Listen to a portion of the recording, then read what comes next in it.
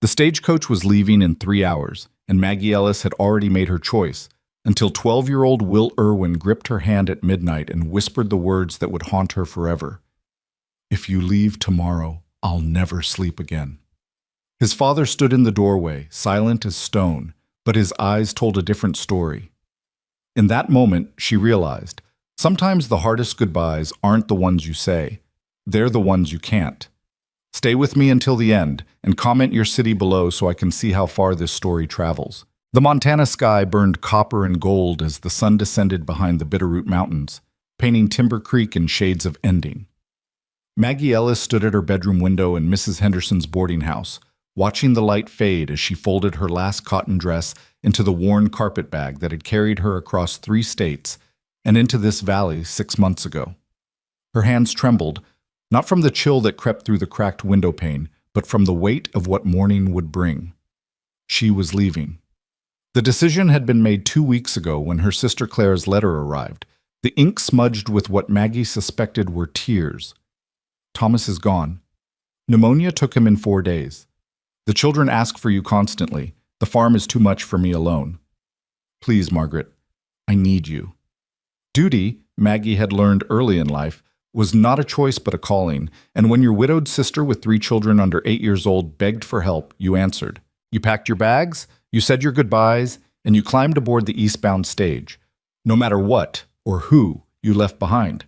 But knowing what you had to do and accepting it were 2 different things entirely. You're really going through with it, then? Maggie turned to find Martha Henderson standing in the doorway, her weathered face creased with concern. The boarding house keeper had become something of a mother figure these past months, filling a void Maggie hadn't realized she carried since her own mother's death 5 years prior. I have to, Maggie said quietly, returning to her packing. She picked up the small wooden horse that sat on her nightstand, a gift from Will Irwin, carved with painstaking 12-year-old effort, one leg slightly shorter than the others. Her throat tightened. Clara needs me. And what about what you need? Martha moved into the room, her skirts rustling. What about what that boy needs, what his father needs? Martha, don't you Martha me, girl. The older woman's voice was sharp, but not unkind. I've watched you these 6 months. Watched you bring that ranch house back to life. Watched that man remember how to smile. Watched that child sleep through the night for the first time since his mother died. And now you're just going to walk away? Maggie's fingers tightened around the wooden horse until its edges bit into her palm. It's not that simple. Isn't it? No. The word came out sharper than intended. Maggie set the horse down carefully, forcing herself to breathe. No, it's not. Clara is my sister. She's alone with 3 children and a failing farm. What kind of person would I be if I turned my back on her? And what kind of person are you if you turn your back on them? The question hung in the air between them, heavy as storm clouds. Outside, the evening bells from the church began to toll, 6 chimes marking the supper hour. Somewhere across town, Maggie knew, Ethan Irwin was probably sitting at his kitchen table trying to convince his son to eat something. Will had barely touched his food for days, not since he'd learned she was leaving. The gossip has already started, Maggie said finally, her voice barely above a whisper. She moved to the window again, looking down at the dusty main street where a few townspeople still lingered outside the general store. Mrs. Crawford saw me riding out to the ranch last Thursday. By Friday afternoon, half the town was whispering about the school teacher spending time alone with the widowed rancher. By Sunday, Reverend Thomas pulled me aside after service to remind me of the appearance of impropriety. Martha snorted. Prudence Crawford wouldn't recognize propriety if it bit her on her self-righteous behind. And as for Thomas, he's so worried about appearances, he can't see the truth even when it's staring him in the face. The truth? Maggie turned back to face her. What truth is that? That Ethan Irwin is a good man who lost his way when Rebecca died. That his son was drowning in grief until you came along. That you've given them both something to live for again. Martha crossed the room and took Maggie's hands in her own calloused ones. And that you're running scared because you finally found something worth staying for. The words hit harder than Maggie wanted to admit. She pulled her hands away, returning to her packing with renewed determination. I'm not running. I'm doing what's right. Right for who? Before Maggie could answer, a sound from the street below made them both freeze. Footsteps on the wooden boardwalk, rapid and urgent. Then the boarding house door burst open downstairs, and a young voice called out, breathless, desperate, achingly familiar. "Mrs. Henderson, is Miss Ellis here? I need to see her." "Will?" Maggie's heart lurched. She moved toward the bedroom door, but Martha caught her arm. "You sure you want to do this tonight?" the older woman asked softly. "It might be easier on the boy if you just slip away in the morning." "Easier for him or for me?" Maggie pulled free gently. "I won't leave without saying goodbye. I won't do that to him." She descended the narrow stairs, each step feeling like a small surrender. Will stood in the entrance hall, his shirt untucked and his dark hair wild, as if he'd run the entire mile from the ranch into town. His chest heaved with exertion, and his eyes, those striking blue eyes so like his father's, were bright with unshed tears. "Will?" Maggie said gently, reaching the bottom of the stairs. "What are you doing here? It's nearly dark. Does your father know?" "You can't go." The words tumbled out of him in a rush. "You can't leave tomorrow. Please, Miss Ellis. You can't." Maggie's chest constricted. She glanced up at Martha, who had followed her down and now stood at the top of the stairs. Her expression pained. Then she looked back at the boy who had somehow, impossibly, carved out a space in her carefully guarded heart. "Will, we talked about this." "No, you talked. You told me you were leaving, but you didn't ask me. You didn't ask if I wanted you to go." He took a step toward her, his hands clenched into fists at his sides. "And I don't. I don't want you to leave. I don't want you to ever leave." "Sweetheart," the endearment slipped out before she could stop it, and she saw Will's face crumple slightly at the word. She knelt down so they were eye to eye, fighting to keep her own emotions in check. "I know this is hard, but my sister needs me. She has 3 little children and no one to help her, and I'm the only family she has left." "What about Pa? What about me?" Will's voice cracked. "Aren't we your family too?" The question pierced straight through her carefully constructed defenses. "Will, you know I care about you and your father very much, but then why are you leaving?" Tears spilled over now, tracking down his sun-browned cheeks. "Ma left because she got sick. She didn't have a choice. But you do have a choice, and you're choosing to go anyway. You're choosing to leave us just like she did." "Will, Irwin, that's not fair. I don't care if it's fair." He was shouting now, his whole body shaking. "Nothing's fair. Nothing's been fair since Ma died. And just when things were getting better, just when Pa was smiling again, and I could sleep without having nightmares, you're leaving too. Everyone leaves." The words echoed through the small entrance hall, raw and devastating. Maggie reached for him, but he stumbled back, swiping at his eyes with his sleeve. "Will, I told Pa not to let himself care about you. I told him it was dangerous because you'd probably leave like everyone else does. But he didn't listen, and I didn't listen either because I wanted—" His voice broke completely. "I wanted you to be my Ma. Not instead of Ma, but another Ma. Is that wrong? Is that why you're leaving?" "Oh, sweetheart, no." Maggie couldn't hold back anymore. She pulled him into her arms, and after a moment of resistance, he collapsed against her, his thin shoulders shaking with sobs. "That's not wrong. That's not wrong at all." "Then stay." His voice was muffled against her shoulder. "Please stay." Behind them, the front door opened again, bringing with it a gust of cool evening air and the sound of heavier footsteps. Maggie looked up to see Ethan Irwin standing in the doorway, his hat in his hands, his face etched with a weariness that went bone deep. "I'm sorry," he said quietly, his gaze moving from his son to Maggie. "I woke up and found him gone. I should have known he'd come here." Maggie stood slowly, keeping one hand on Will's shoulder. The boy didn't move away, but he didn't look at his father either. "It's all right. We were just—" She stopped, unsure how to finish that sentence. Ethan stepped fully inside, closing the door behind him.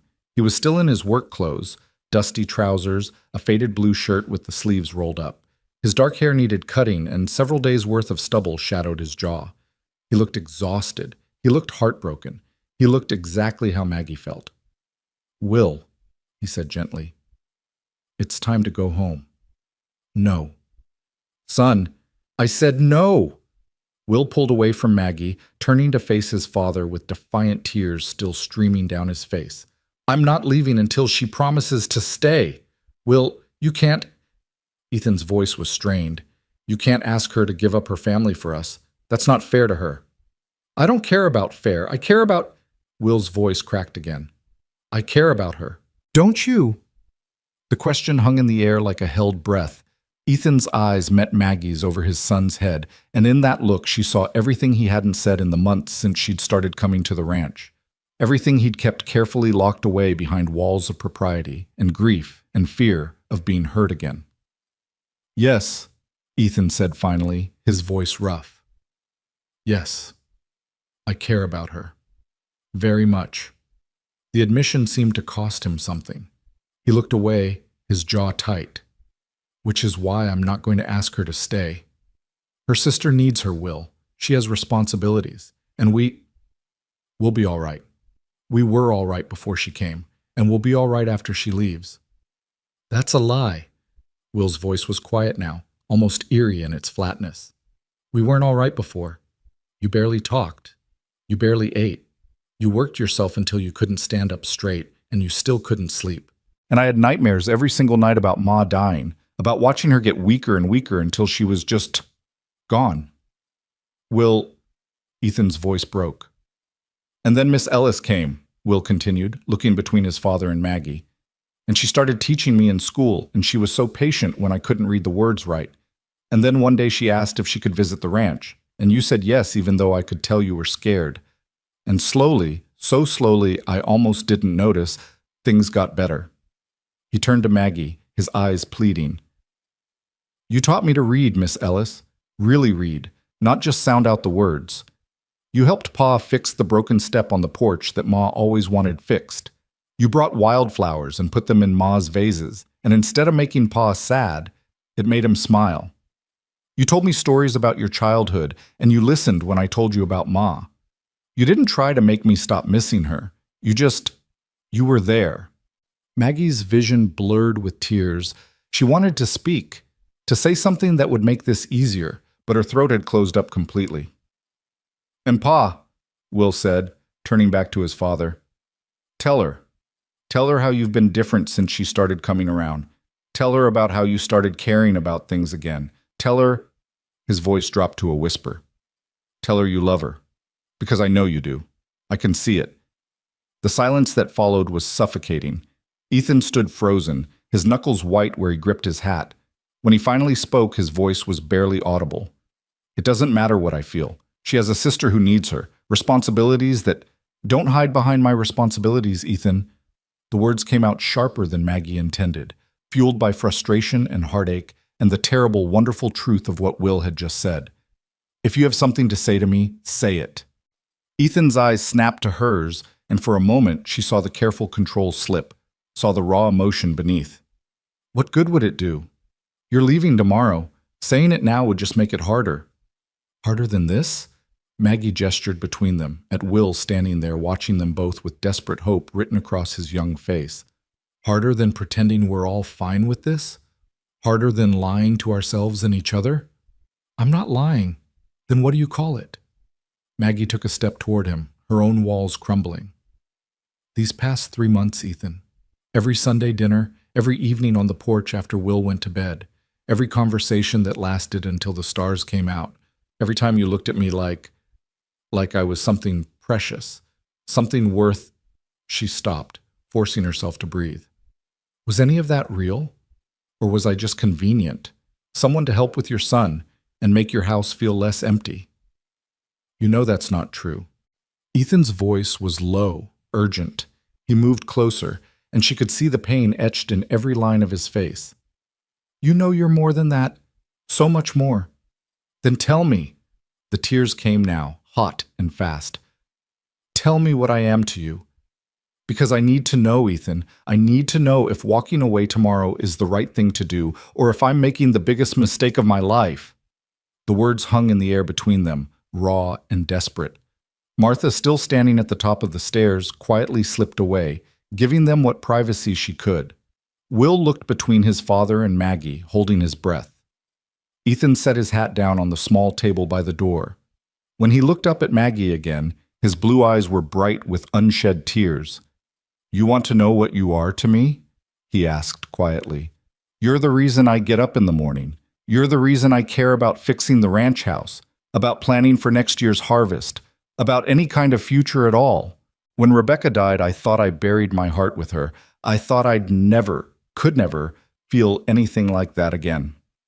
He took another step closer, close enough now that Maggie could see the gold flecks in his eyes, the slight tremor in his hands. "And then you walked into our lives with your books, and your kindness, and your laughter, and suddenly the house didn't feel so empty anymore. Suddenly I was thinking about things I hadn't thought about in 2 years, wondering if it was too late to plant roses by the porch like Rebecca always wanted, caring about whether my shirt was clean when you came for supper, lying awake at night thinking about the way you smiled at something Will said, or how the lamplight caught in your hair." Maggie's breath caught. "Ethan, I'm not done." His voice was rough but steady. "You asked me to tell you what you are to me, and I'm telling you. You're hope, Maggie. You're the future I thought I'd lost. You're every good morning and every peaceful evening. You're the sound of laughter in my house again. You're the reason my son sleeps through the night. And you're—" He stopped, his jaw working as if the next words physically hurt to say. "You're the woman I'm in love with, the woman I want to build a life with. The woman I want to wake up next to for whatever years God grants me." The confession hung in the air between them, raw and honest and terrifying. Maggie felt her heart hammering against her ribs, felt the weight of impossible choices pressing down on her shoulders. "But," Ethan continued, his voice dropping to barely above a whisper, "I also know you have a sister who needs you, children who are counting on you, responsibilities that matter, and I can't ask you to choose us over them. I won't be the man who makes you live with that kind of guilt, that kind of regret." He picked up his hat again, settling it on his head with hands that trembled slightly. "So we'll be at the livery tomorrow morning. We'll see you off properly. We'll say our goodbyes the right way.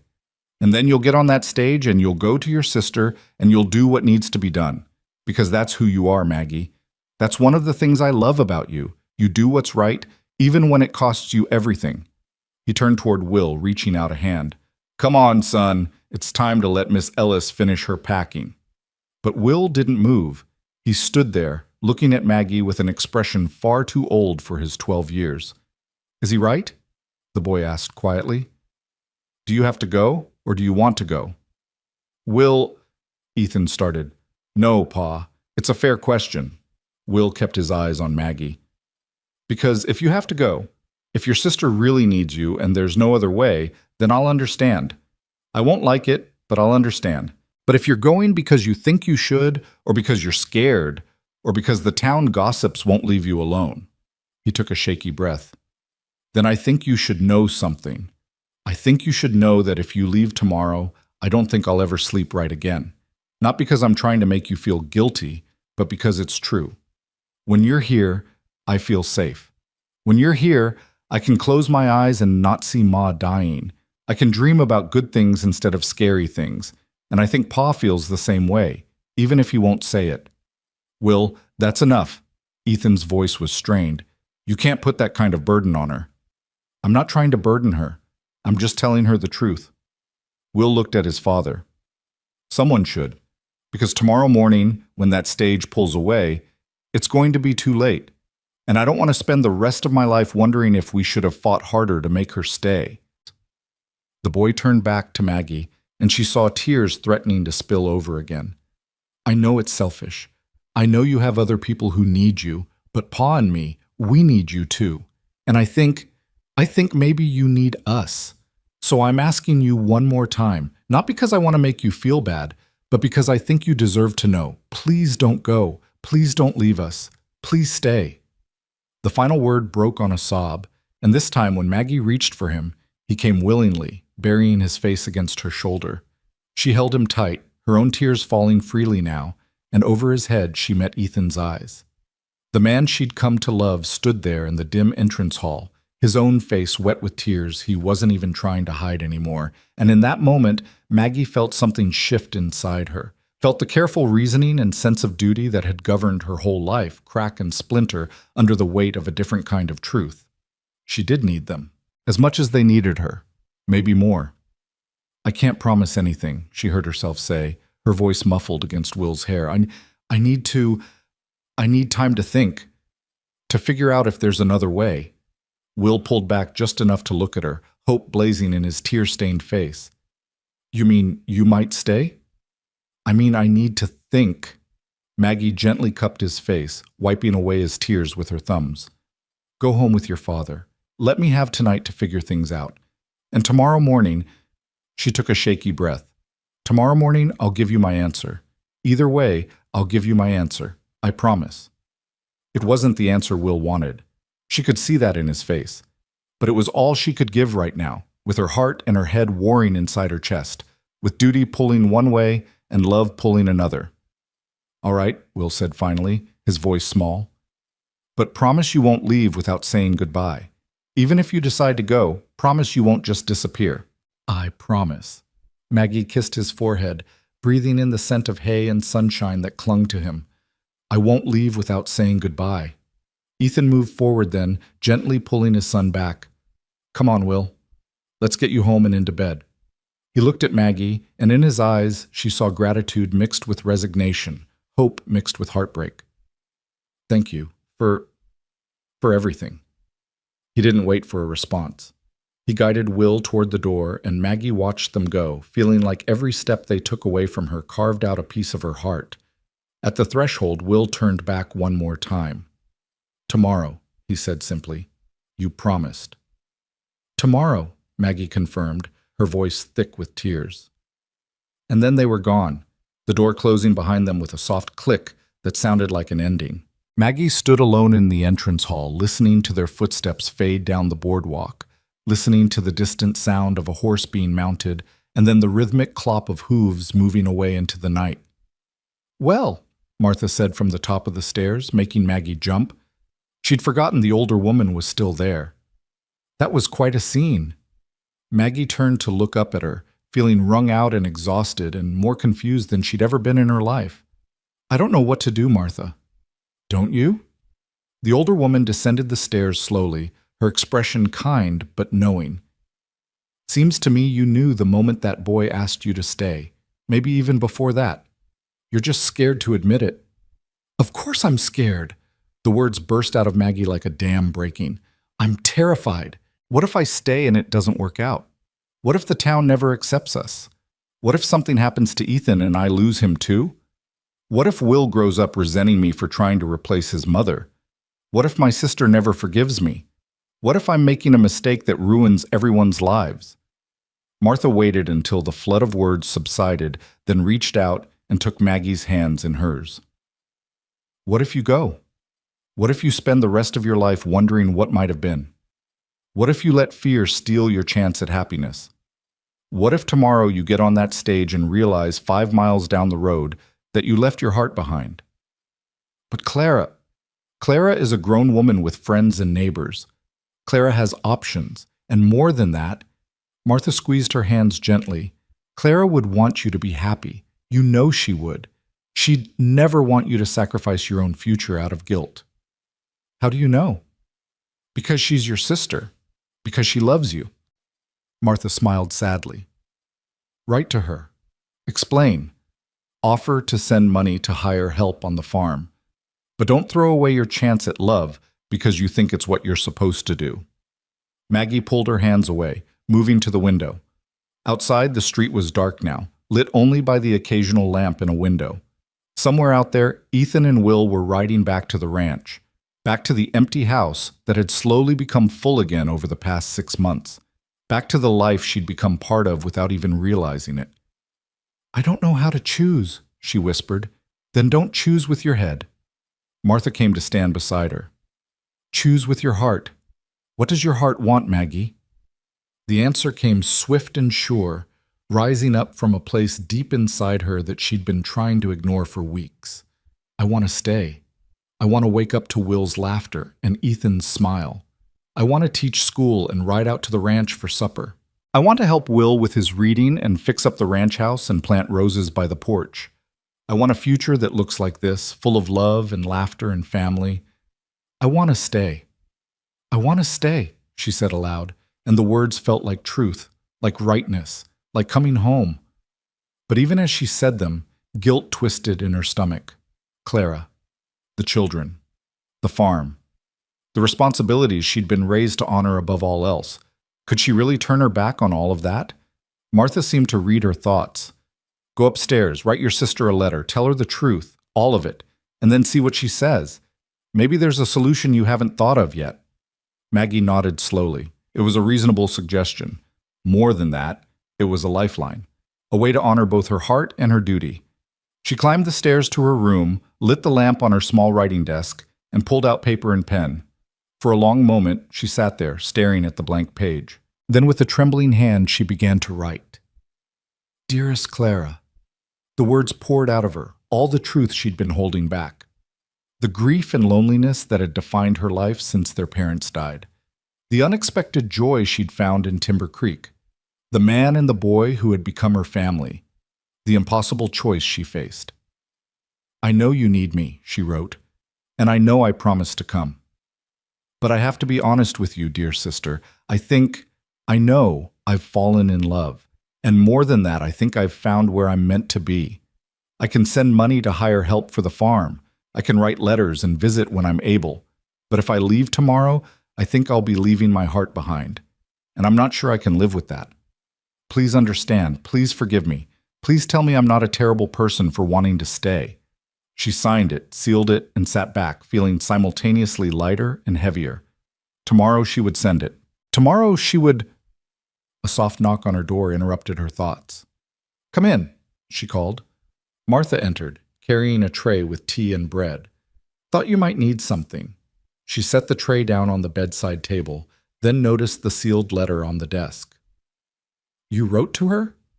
Yes. Maggie picked up the letter, running her thumb over the wax seal. Though I'm not sure what good it will do.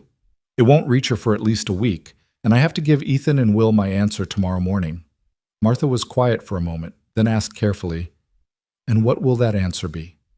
Maggie looked down at the letter in her hands, at the future it represented. Then she looked at her packed carpet bag sitting by the door, at the different future that represented.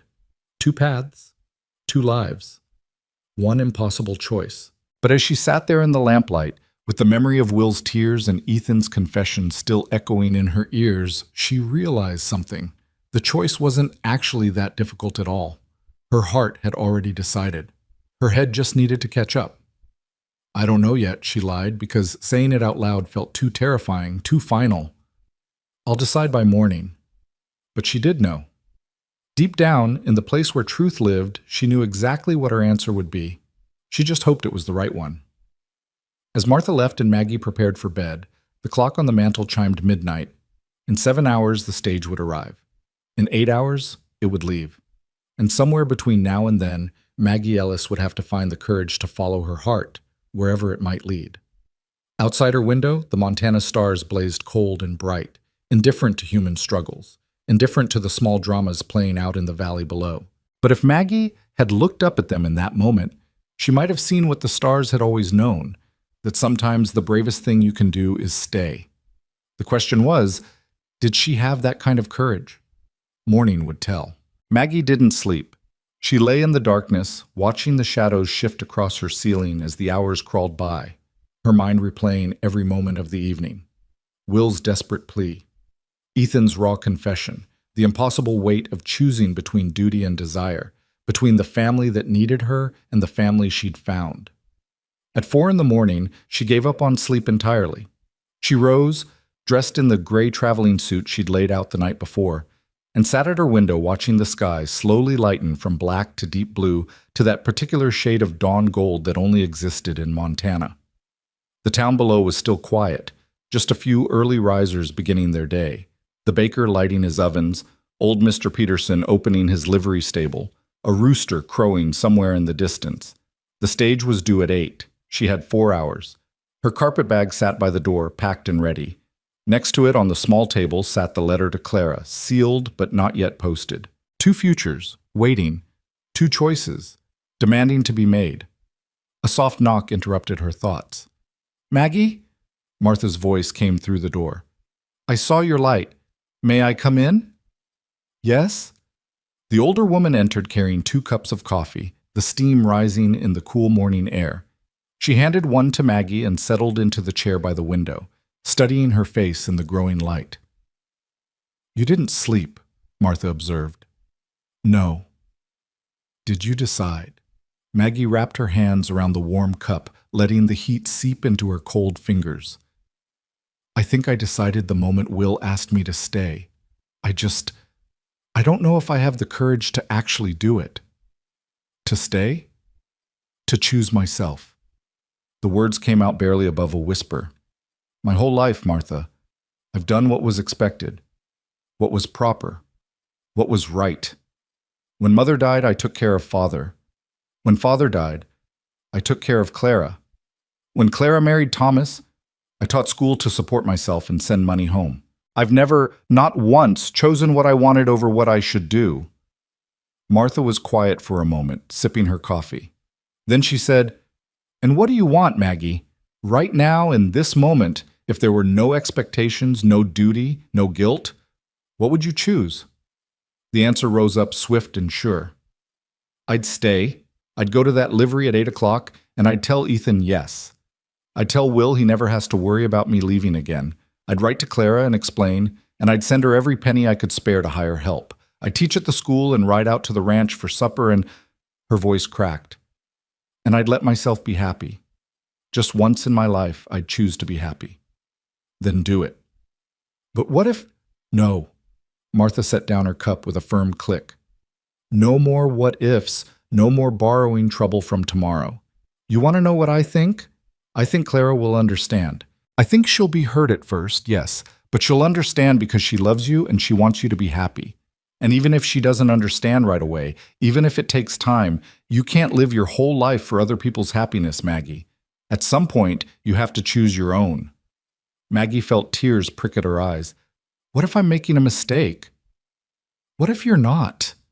Martha reached over and took her hand. What if this is exactly what you're supposed to do? What if walking away from Ethan and Will is the real mistake? You won't know unless you're brave enough to find out. The words settled over Maggie like a benediction, like permission she hadn't realized she needed. She squeezed Martha's hand, blinking back tears. When did you get so wise? When I made my own mistakes and learned from them. Martha smiled sadly.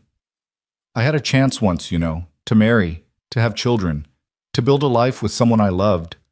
But I was scared of what people would say, scared of leaving my comfortable little world, scared of taking a risk. So I said no.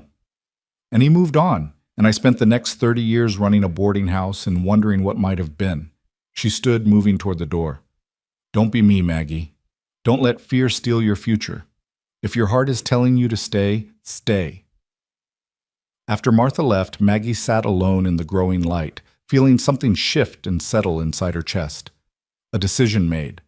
A course chosen. She stood, walked to her packed carpet bag, and began to unpack it. The stage could leave without her, but even as she put her dresses back in the wardrobe, even as she felt the rightness of her choice settle into her bones, anxiety twisted in her stomach.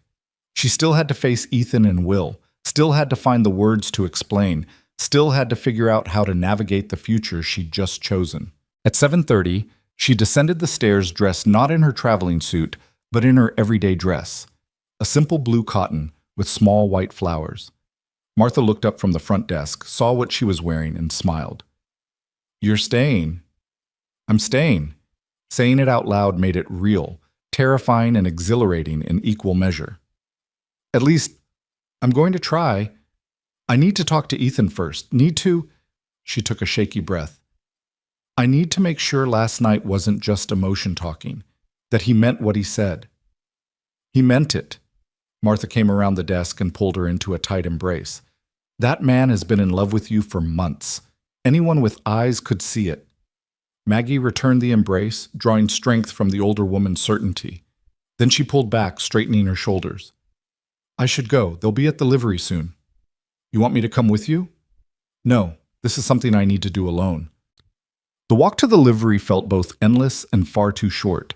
The town was waking up now, people emerging from their homes, opening shops, beginning the daily routines that gave shape to life in Timber Creek. A few greeted her as she passed. Mrs. Crawford with her perpetually disapproving expression, young Tommy Jenkins on his way to help his father at the blacksmith's, the Reverend Thomas heading toward the church. Each greeting felt weighted, significant. These were the people she'd be living among if she stayed, the people whose opinions she'd have to navigate, whose gossip she'd have to endure. The thought made her steps falter, but she forced herself forward. Courage, she told herself. This is what courage looks like. The livery was at the far end of town, a large wooden structure that always smelled of hay and leather and horses. As Maggie approached, she could see the stage already there, the driver checking the rigging while his partner loaded luggage onto the roof. A few other passengers milled about, a traveling salesman she recognized from church, an older woman with her daughter, a young man who looked like he might be heading to the mining camps further north. And there, standing slightly apart from the others, were Ethan and Will. Ethan saw her first. She watched his back straighten, watched him say something to Will that made the boy turn around. Even from a distance, she could see Will's face light up, could see him start to move toward her before his father's hand on his shoulder held him back. They were giving her space, letting her approach on her own terms. Maggie's heart hammered against her ribs as she closed the distance between them. Will looked like he hadn't slept either, dark circles under his eyes, his hair uncombed, his shirt buttoned wrong. Ethan looked even worse, his face drawn and pale, his eyes hollow. Miss Ellis. Ethan's voice was carefully neutral, but she could hear the strain beneath it. We wanted to see you off properly, to say goodbye the right way.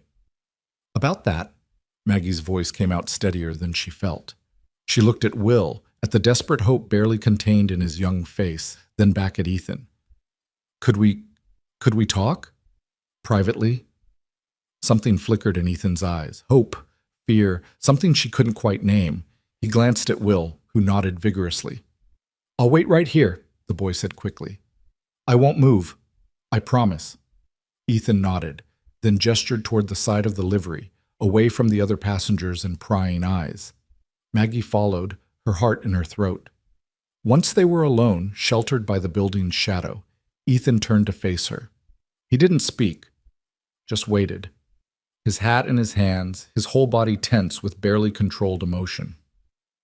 Last night, Maggie began, then stopped, searching for the right words.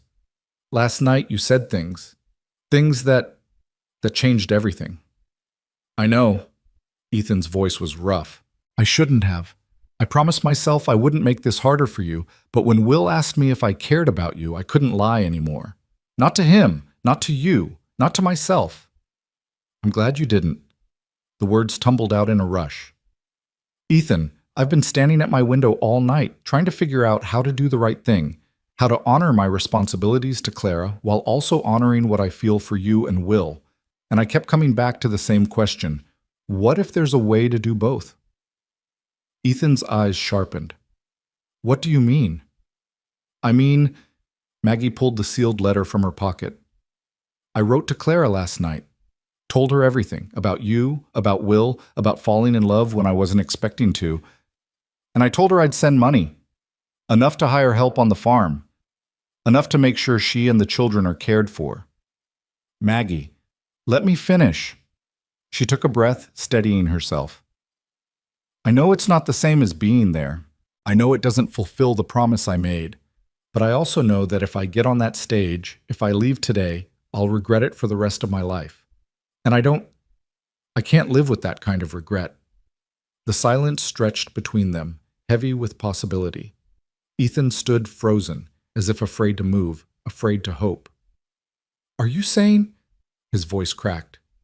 Are you saying you're staying? I'm saying I want to. Maggie stepped closer, close enough to see the gold flecks in his blue eyes, to see the slight tremor in his jaw. But I need to know. Last night, when you said you loved me, when you said you wanted to build a life together, did you mean it? Or was it just the emotion of the moment? Did I? Ethan made a sound that was half laugh, half sob. Maggie, I've meant it since the first Sunday you came to supper, and Will laughed at something you said. Really laughed. Not that polite sound he'd been making since Rebecca died, but real laughter that came from somewhere deep inside. And you looked at him with such joy, such genuine happiness, that I thought my heart would stop. That's when I knew. That's when I started falling. He reached out tentatively, and when she didn't pull away, he took her hand in both of his. So yes, I meant every word.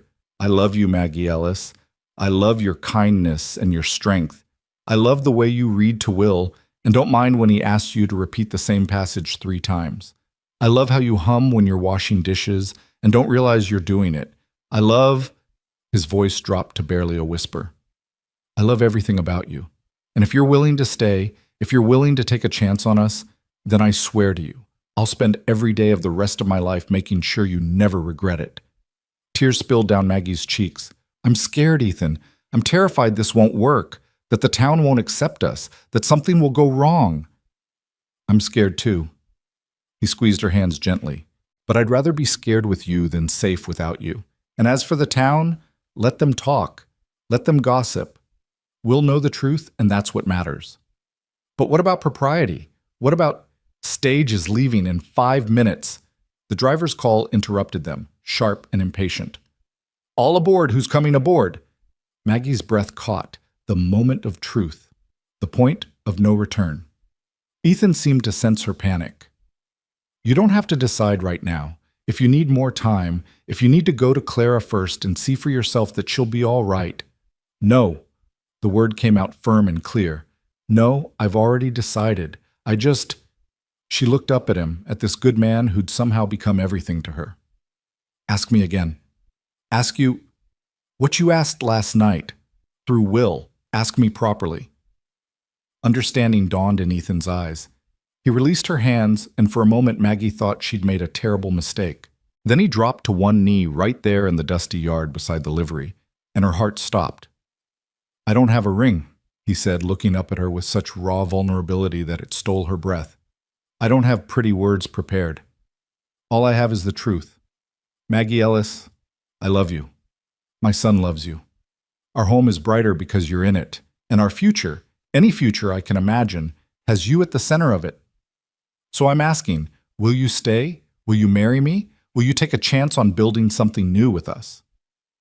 Around them, the world seemed to still.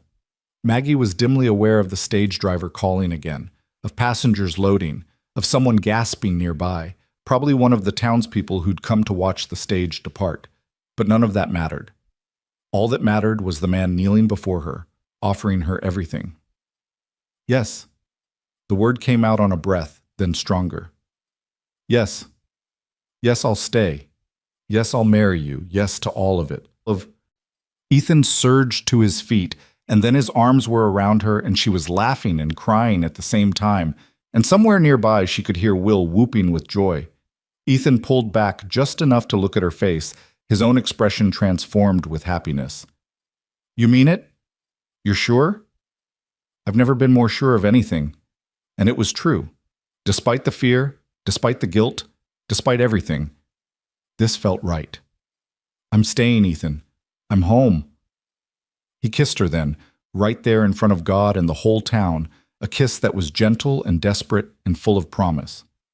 Maggie melted into him, feeling years of careful control and rigid propriety fall away. This was what it felt like to choose herself, to choose love. When they finally pulled apart, breathless and laughing, Will crashed into them both, wrapping his arms around them in a fierce embrace. You're staying! You're really staying! He looked up at Maggie with tears streaming down his face. I prayed so hard. I prayed all night that you wouldn't leave, and you're staying. Maggie knelt down, framing his face with her hands. I'm staying, sweetheart.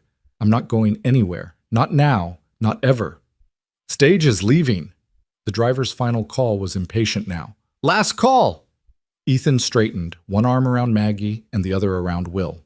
Together, they watched as the stage pulled away in a cloud of dust, carrying other people toward other futures. The traveling salesman waved from the window. The young woman with her mother looked back with curiosity, and then they were gone, disappearing down the road that led east toward the life Maggie wasn't going to live. No regrets? Ethan asked softly. Maggie leaned into him, feeling the solid warmth of him against her side, feeling Will's hand clutch hers tightly. No regrets. But even as she said it, reality began to creep in. Mrs. Crawford was standing outside the general store, mouth agape. Reverend Thomas had paused on his way to the church, his expression unreadable. A small crowd had gathered, drawn by the commotion, and Maggie could feel their eyes on her, could almost hear the wheels of gossip beginning to turn. "Well," a familiar voice said behind them. Martha had appeared, slightly out of breath. "I see I missed the proposal, but I caught the acceptance. Congratulations, you three." "Thank you, Martha." Maggie turned to smile at her friend, then faltered at the expression on the older woman's face. "What is it?" "Nothing bad, dear. Just, you might want to prepare yourself. Word is going to spread fast, and not everyone will be happy about this development." As if on cue, Mrs. Crawford marched over, her face pinched with disapproval. "Miss Ellis, Mr. Irwin, I trust you both realize what a spectacle you've just made. Kissing in public, making promises, and you're not even properly courted, let alone engaged." "Well, actually," Ethan said, his voice level but firm, "we are engaged, as of about 2 minutes ago." "Well," Mrs. Crawford's face flushed, "the impropriety of it all. What kind of example does this set for the children? What kind of teacher?" "What kind of teacher," Martha interrupted, her voice sharp, "would sacrifice her own happiness out of fear of wagging tongues?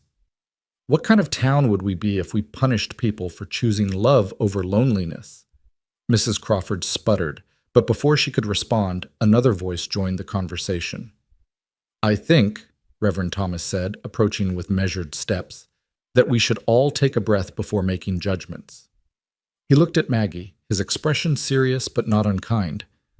"Miss Ellis, might I have a word with you, privately?" Maggie felt Ethan tense beside her, felt Will's hand tighten in hers, but she nodded. "Of course, Reverend." They moved a few steps away, just far enough for privacy, but still within sight of the others. The Reverend studied her face for a long moment before speaking. "I won't pretend I'm not surprised by this morning's events," he said carefully. "When I spoke with you Sunday about propriety, I thought I'd made clear the expectations for a woman in your position." "You did." Maggie lifted her chin, refusing to be cowed. "But I've realized something, Reverend. I've spent my whole life meeting other people's expectations, and where has it gotten me? Alone, lonely, afraid to reach for happiness because someone might disapprove. Well, I'm done with that. I'm done letting fear dictate my choices. Even if it means facing gossip, disapproval, possibly losing your teaching position?" The words hit like a blow. Maggie hadn't thought that far ahead, hadn't considered that staying might cost her the job she loved. "Would the school board really—" "I don't know," Thomas admitted. "But I think you should prepare yourself for the possibility. Mrs. Crawford sits on that board, as you know, and she's already made her feelings clear." Maggie glanced back at Ethan, at Will standing close to his father's side, both watching her with concern. The thought of losing her position hurt. Teaching was more than a job to her, it was a calling, but the thought of losing them hurt infinitely more. "Then I'll face that when it comes," she said quietly. "But I won't walk away from them. Not now. Not when I've finally found where I belong." Something shifted in the Reverend's expression, respect perhaps, or understanding. "You love them, truly love them." "More than I knew I could love anyone," he nodded slowly. "Then I suppose I should offer my congratulations rather than my censure. Though I must insist, if you're going to marry, it should be soon, for propriety's sake, and for the sake of both your reputations." "How soon?" "A week? 2 at most." He smiled slightly. "I assume you'll want to write to your sister first, to explain." "I already have." Maggie touched the letter in her pocket. "I need to send this today, and I need—" She took a breath. "I need to send money too, for hiring help on her farm. It's the least I can do." "That's generous of you, more than many would do." Thomas glanced over at Ethan. "He's a good man, Miss Ellis. Rebecca's death nearly destroyed him, but he's found his way back. Thanks in large part to you, I think."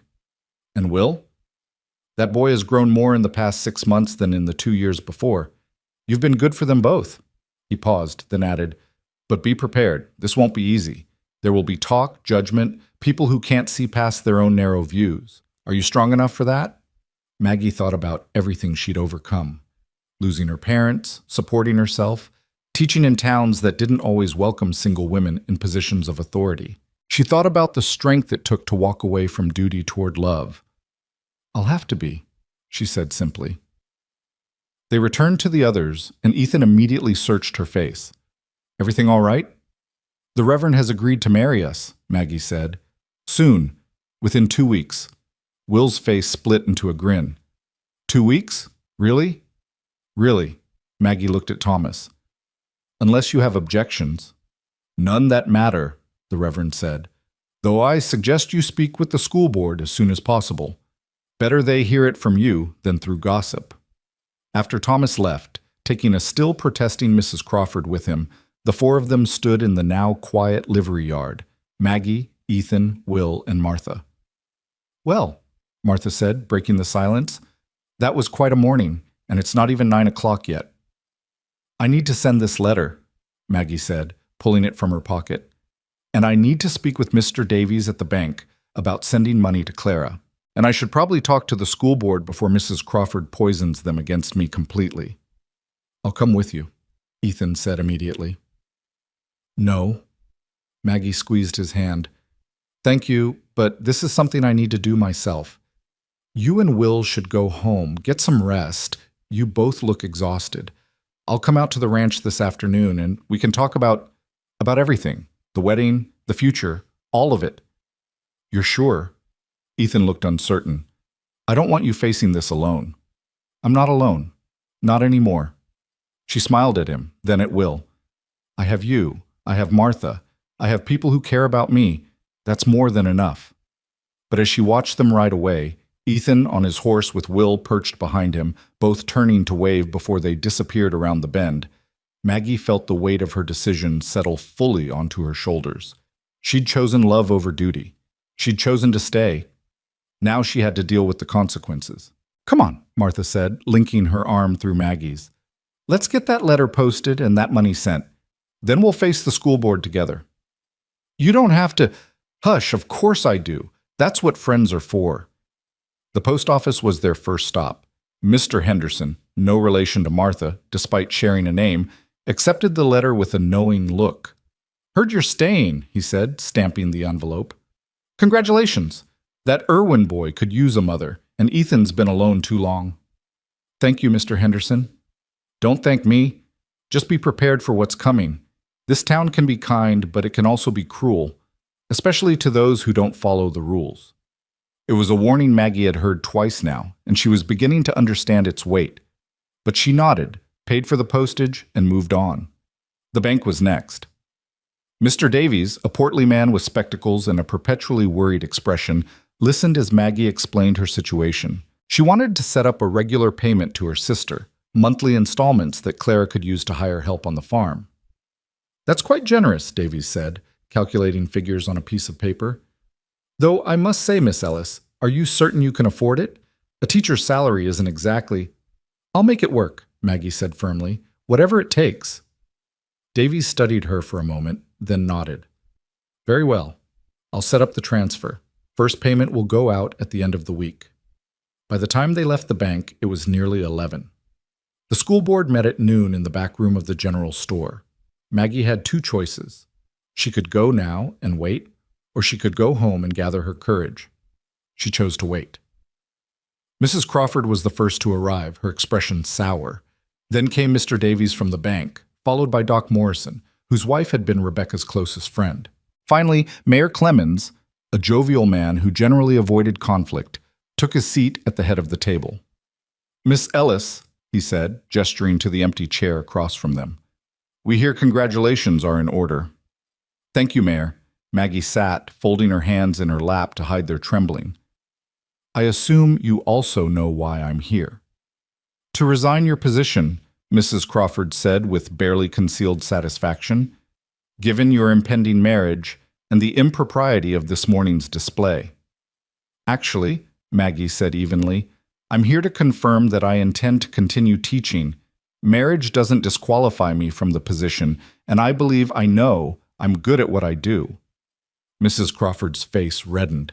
"The school has never employed a married teacher. The very idea, the school has never had the opportunity, Doc Morrison interrupted, because most women quit to start families. But if Mrs. Irwin, I suppose wants to continue and her husband supports it, then why shouldn't she? Because it's improper, Mrs. Crawford sputtered. Because people will talk. Because people are already talking, Mayor Clemens said mildly. They've been talking since Miss Ellis started visiting the Irwin Ranch. So the question isn't whether there will be gossip, but whether Miss Ellis is the best person for the job, regardless of that gossip. He looked at Maggie. Are you? Yes. She met his gaze squarely. I love teaching. I love these children, and I'm good at my job. My marital status doesn't change that. But what about when you have children of your own? Davies asked. Surely you'll want to stay home then. Perhaps. Perhaps not. That's a decision my husband and I will make when the time comes. Maggie paused, then added, but Will needs me now. He needs consistency, stability, someone who won't abandon him. And the other children in this town need a teacher who cares about them, who'll fight for their education, who'll see their potential even when no one else does. I can be that person, whether I'm Miss Ellis or Mrs. Irwin. Silence fell over the room. Mrs. Crawford looked ready to explode. Doc Morrison was nodding thoughtfully. Davies seemed uncertain, and Mayor Clemens, I propose we put it to a vote, he said. All in favor of allowing Miss Ellis to continue teaching after her marriage? Morrison's hand went up immediately. After a long pause, Davies raised his as well. Opposed? Mrs. Crawford's hand shot up. Then it's decided, Clemens said, ignoring Mrs. Crawford's outraged gasp. Miss Ellis keeps her position, though I must echo Reverend Thomas's advice, marry soon. The sooner you're properly wed, the sooner this gossip will die down. Maggie stood on shaky legs. Thank you. All of you. I won't let you down. As she and Martha left the store, Maggie felt tears threatening. She'd kept her job.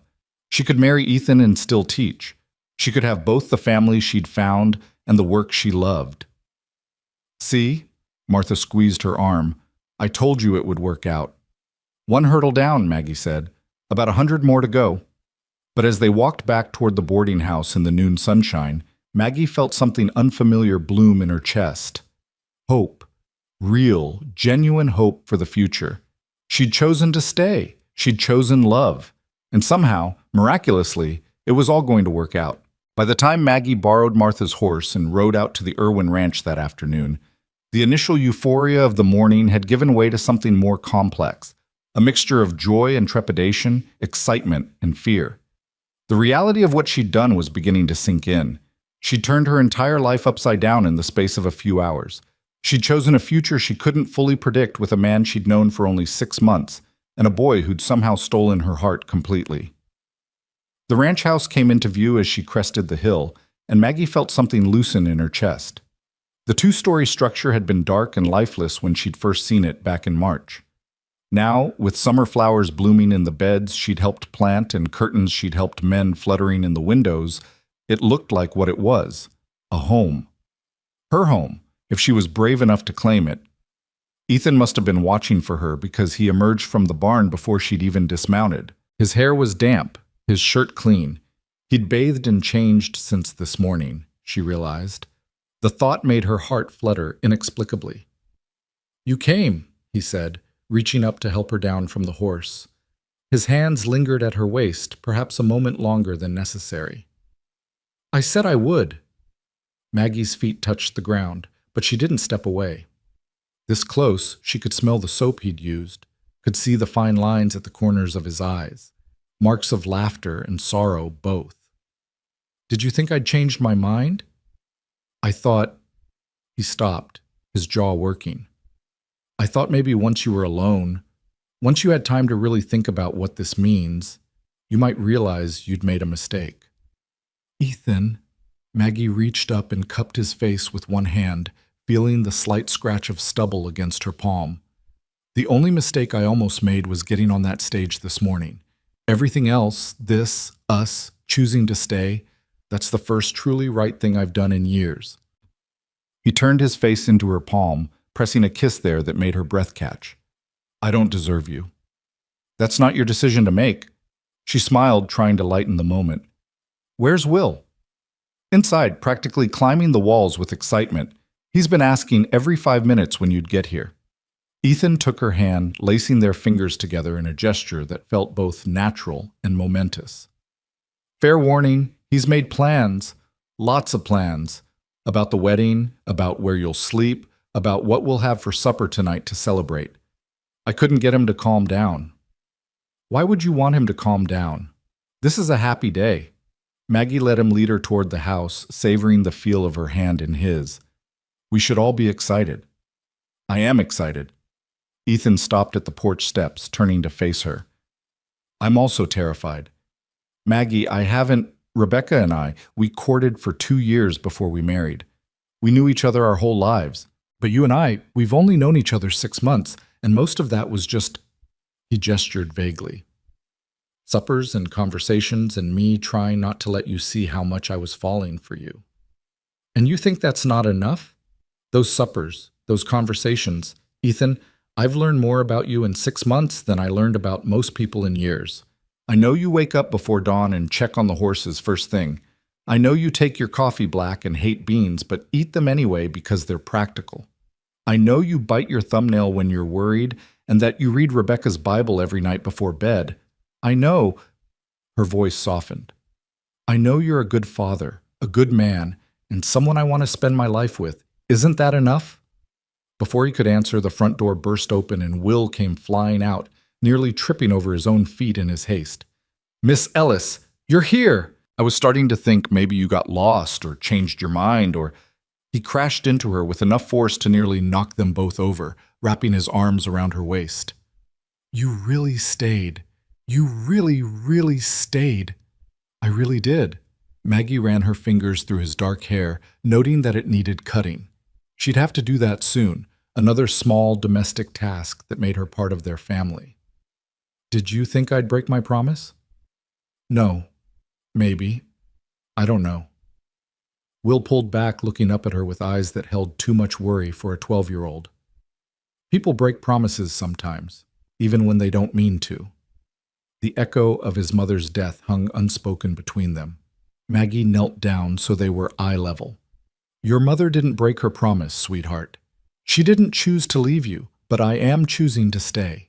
Do you understand the difference? I think so. Will bit his lip, then blurted out, Are you really going to marry Pa? Really, truly? Really, truly? Maggie glanced up at Ethan, who was watching them with an expression that made her chest tight. In 2 weeks, if that's all right with you. 2 weeks? Will's eyes went wide. That's so soon. We have to get ready. We have to... He grabbed her hand, tugging her toward the door. Come inside. I made a list of everything we need to do. The interior of the ranch house was exactly as Maggie remembered. Simple but comfortable, with Rebecca's touches still visible in the careful placement of furniture, the embroidered samplers on the walls. But there were new touches too, things that had appeared over the past months. The vase of wildflowers on the kitchen table that she refreshed every week. The bookshelf Ethan had built to hold her growing collection of primers and readers. The braided rug by the fireplace that she and Will had made together on rainy afternoons. Will led her to the kitchen table, where he'd laid out several pieces of paper covered in his careful handwriting. See, I made lists. Things we need for the wedding, things we need to fix in the house before you move in, things we should have for supper to celebrate. Will! Ethan's voice was gentle but firm. Maybe give Miss Ellis a chance to sit down before you overwhelm her with plans. Right. Sorry. Will pulled out a chair for her with exaggerated courtesy that made Maggie hide a smile. Would you like some water? Or coffee? We have coffee.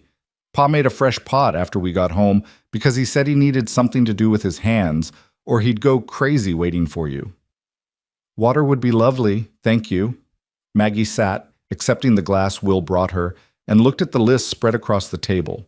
Her heart squeezed at the sight of them, the careful detail, the obvious thought and hope that had gone into every line. You've been busy. I wanted everything to be perfect. Will slid into the chair beside her while Ethan leaned against the counter, coffee cup in hand, watching them both. Because this is important. This is everything. The simple statement hung in the air, heavy with meaning, Maggie reached over and squeezed his hand. Then let's look at these lists together and figure out what's possible. For the next hour, they did exactly that.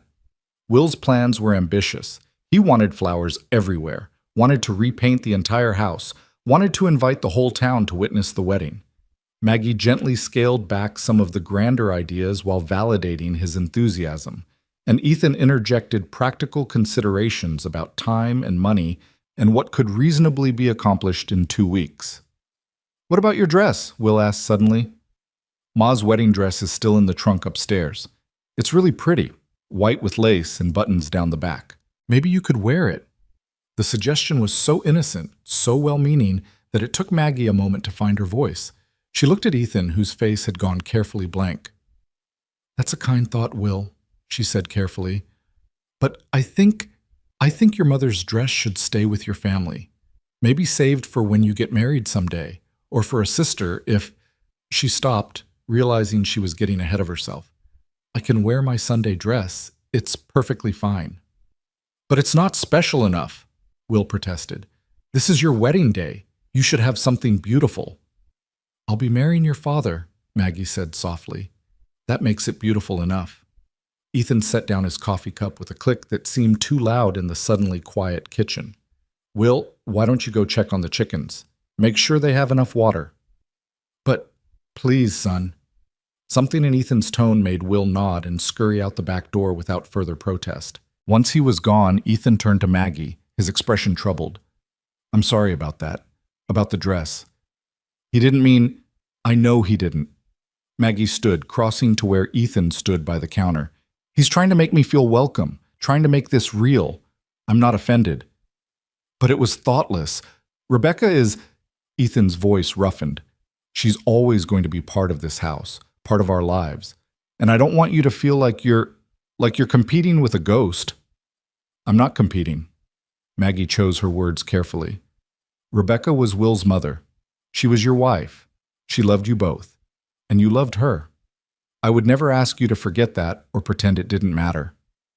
But I'm not her. I can't be her, and I don't want to try." Maggie took a breath, voicing something she'd been thinking about since this morning. "Ethan, if we're going to do this, if we're going to build a life together, we need to be honest about what that means. I'm not here to replace Rebecca. I'm here to build something new with you and Will, something that honors what came before but isn't bound by it."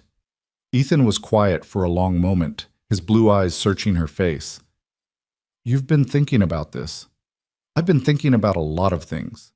Maggie reached for his hand, needing the connection. "I kept myself awake all night asking questions, wondering if I was being selfish, wondering if you really meant what you said or if it was just the emotion of the moment, wondering if Will really wants a new mother or if he's just scared of being alone, wondering if I can actually do this, step into a ready-made family, navigate a town that already thinks I'm improper, teach school, and be a wife and a mother all at once." "And what answers did you come up with?" "That I don't know. I don't know if I can do all of it perfectly. I'll probably make mistakes. I'll probably disappoint people. Maybe even you and Will sometimes. But I know—" She squeezed his hand. "I know I want to try. I know that when I imagined getting on that stage this morning, when I imagined leaving you both behind, it felt like dying. And when I imagined staying, even with all the uncertainty and fear, it felt like coming home." Ethan pulled her close then, wrapping his arms around her in an embrace that felt like sanctuary. Maggie leaned into him, feeling the steady beat of his heart against her cheek, feeling the strength in the arms that held her. "I'm scared too," he admitted quietly. "Scared I'll let you down. Scared I won't be enough after everything you've given up. Scared something will happen and I'll lose you like I lost Rebecca." "You can't think like that." "I know, but I can't help it." His arms tightened around her. "When Rebecca got sick, when I watched her fade away over those weeks and couldn't do anything to stop it, I swore I'd never let myself care that much again. Never let myself be that vulnerable. And then you came along and—" His voice broke. "And now I'm terrified something will take you away too." Maggie pulled back just enough to look up at him. "Nothing's going to take me away. I'm healthy, I'm careful, and I'm choosing to be here. You're not going to lose me, Ethan. You can't promise that. No, she admitted. I can't. None of us can promise tomorrow, but I can promise today. I can promise that right now, in this moment, I choose you. I choose us. Isn't that enough? Before Ethan could answer, the back door burst open and Will tumbled in, breathless with excitement. Pa! Miss Ellis, come quick! There's a wagon coming up the road. Ethan tensed. Are you expecting anyone? No. Maggie felt a flutter of anxiety in her stomach. Maybe it's just someone passing through. But as they moved to the front porch, it became clear the wagon was definitely heading toward the ranch. And as it drew closer, Maggie recognized the driver, Doc Morrison, with his wife Anna beside him. Company, Ethan muttered, but he didn't sound displeased. Anna Morrison had been Rebecca's closest friend, and her opinion would carry weight in the community. If she approved of Maggie, others might follow. If she didn't, the wagon pulled to a stop, and Doc Morrison helped his wife down before climbing down himself. Anna was a small woman with graying hair and kind eyes, dressed in her Sunday best despite it being a Thursday afternoon. Ethan, Will, she called out in greeting. Then her gaze landed on Maggie, still standing close to Ethan on the porch. And Miss Ellis, or should I say Mrs. Irwin-to-be. Word travels fast in this town. Mrs. Morrison. Maggie descended the porch steps, uncertain of her welcome. It's good to see you. Anna studied her for a long moment, her expression unreadable. Then, to Maggie's surprise, she smiled. Oh, come here, girl. She pulled Maggie into a tight embrace. Welcome to the family. Maggie felt tears prick at her eyes. You don't think it's too soon? Too improper? Too soon? Anna pulled back, still holding Maggie's arms. Honey, I've been watching you and Ethan circle each other like nervous deer for months. The only thing that's too soon is that it took you this long to admit how you felt. She glanced past Maggie to where Ethan stood on the porch, a slight smile on his face. And as for improper, well, Rebecca would have boxed your ears for waiting so long to be happy again, Ethan Irwin. Ethan's smile widened. You think so? I know so. That woman loved you too much to want you spending the rest of your life alone. Anna turned back to Maggie. Which brings me to why we're here. Doc and I heard about the wedding, heard it's happening in 2 weeks, and we wanted to offer our help. Your help? Maggie repeated. With the preparations, of course. Anna moved toward the wagon, where several bundles were tied in the back. I brought Rebecca's good linens, the ones she was saving for special occasions. And I have some flowers I can transplant from my garden.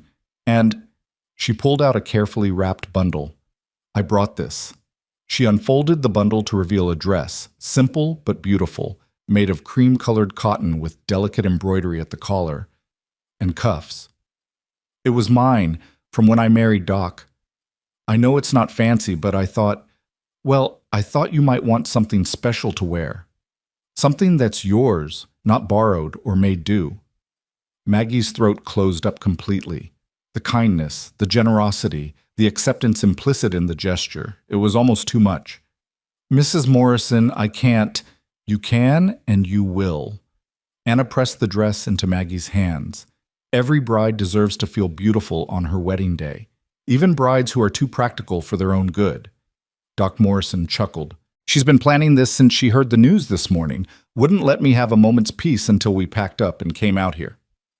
Because someone needs to help these people organize a wedding in 2 weeks, Anna said briskly. Now, Ethan, you and Doc go do whatever men do when they're nervous and useless. Will, you come help me take stock of this kitchen, and Maggie, she softened, you come with me upstairs. Let's see if this dress fits and talk about what else you'll need. The next 2 hours passed in a flurry of activity. Anna took command of the house with the confidence of someone who'd been there many times before, pointing out what needed cleaning, what needed fixing, what could be improved before the wedding. She enlisted Will as her assistant, and the boy threw himself into the tasks with enthusiasm, clearly thrilled to have an adult who took his preparation seriously. In the small bedroom that had been Ethan and Rebecca's, that would soon be Ethan and Maggie's, Anna helped Maggie try on the wedding dress. It fit nearly perfectly, needing only minor adjustments at the waist. There, Anna said, stepping back to assess. You look lovely. Ethan won't be able to take his eyes off you. Maggie looked at herself in the small mirror, seeing a woman she barely recognized. Not the stern schoolteacher or the dutiful sister, but someone softer, someone hopeful, someone in love. I can't believe this is happening, she whispered. 2 days ago, I was packing to leave, and now you're where you're supposed to be. Anna began helping her out of the dress with practiced efficiency. I won't pretend I wasn't surprised when I heard. You and Ethan have been so careful, so proper, but I saw the way you looked at each other at church, the way you both tried so hard not to look at each other. It was only a matter of time. Were we that obvious? To someone who was watching, yes. Anna folded the dress carefully. I'll take this home and make the adjustments. You can pick it up next week. She paused, then added more quietly, I need to tell you something, Maggie. About Rebecca. Maggie's stomach tensed. All right. She was my dearest friend. We grew up together, married men who were friends, raised our children alongside each other. When she got sick, Anna's voice wavered. When she got sick, I was with her almost every day until the end. And I can tell you what she said in those final weeks when she knew she wouldn't recover.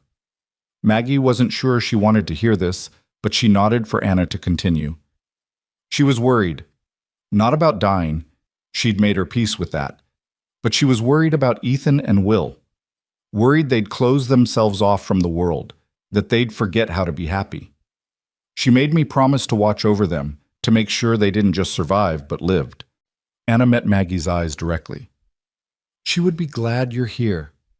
She would be glad Ethan found someone to love again, someone who loves Will, someone who brings light back into this house. So don't ever feel guilty about taking her place, because you're not taking her place. You're giving them a future. There's a difference. The words hit Maggie like a benediction, like permission she hadn't known she needed. She felt tears spill over, and Anna immediately pulled her into another embrace. There now, no crying on your almost wedding day, or at least only happy crying. Anna pulled back, smiling through her own tears. Now, let's talk practical matters. Have you thought about food for after the ceremony? Flowers? Music? They descended the stairs to find the kitchen transformed. Will had swept and mopped, and Doc Morrison had apparently tackled some minor repairs. A loose cabinet door rehung, a wobbly table leg fixed. Ethan stood at the stove making coffee and looked up when they entered. His eyes met Maggie's, and something passed between them. Gratitude, affection, the beginning of something that felt like forever. Everything all right? He asked. Everything's perfect, Maggie said, and meant it. They spent the rest of the afternoon planning. Anna proved to be a force of nature, organizing details Maggie hadn't even thought to consider. Food for the reception, simple but plentiful, provided by neighbors who would consider it an honor to contribute. Flowers from Anna's garden and others willing to share. Music from the fiddle player who performed at most town gatherings. The ceremony itself would be at the church, followed by a reception at the ranch. It'll be beautiful, Anna promised as she and Doc prepared to leave as the sun began its descent. Simple but beautiful. Exactly right for you two. After they left, the three of them stood on the porch, watching the wagon disappear down the road.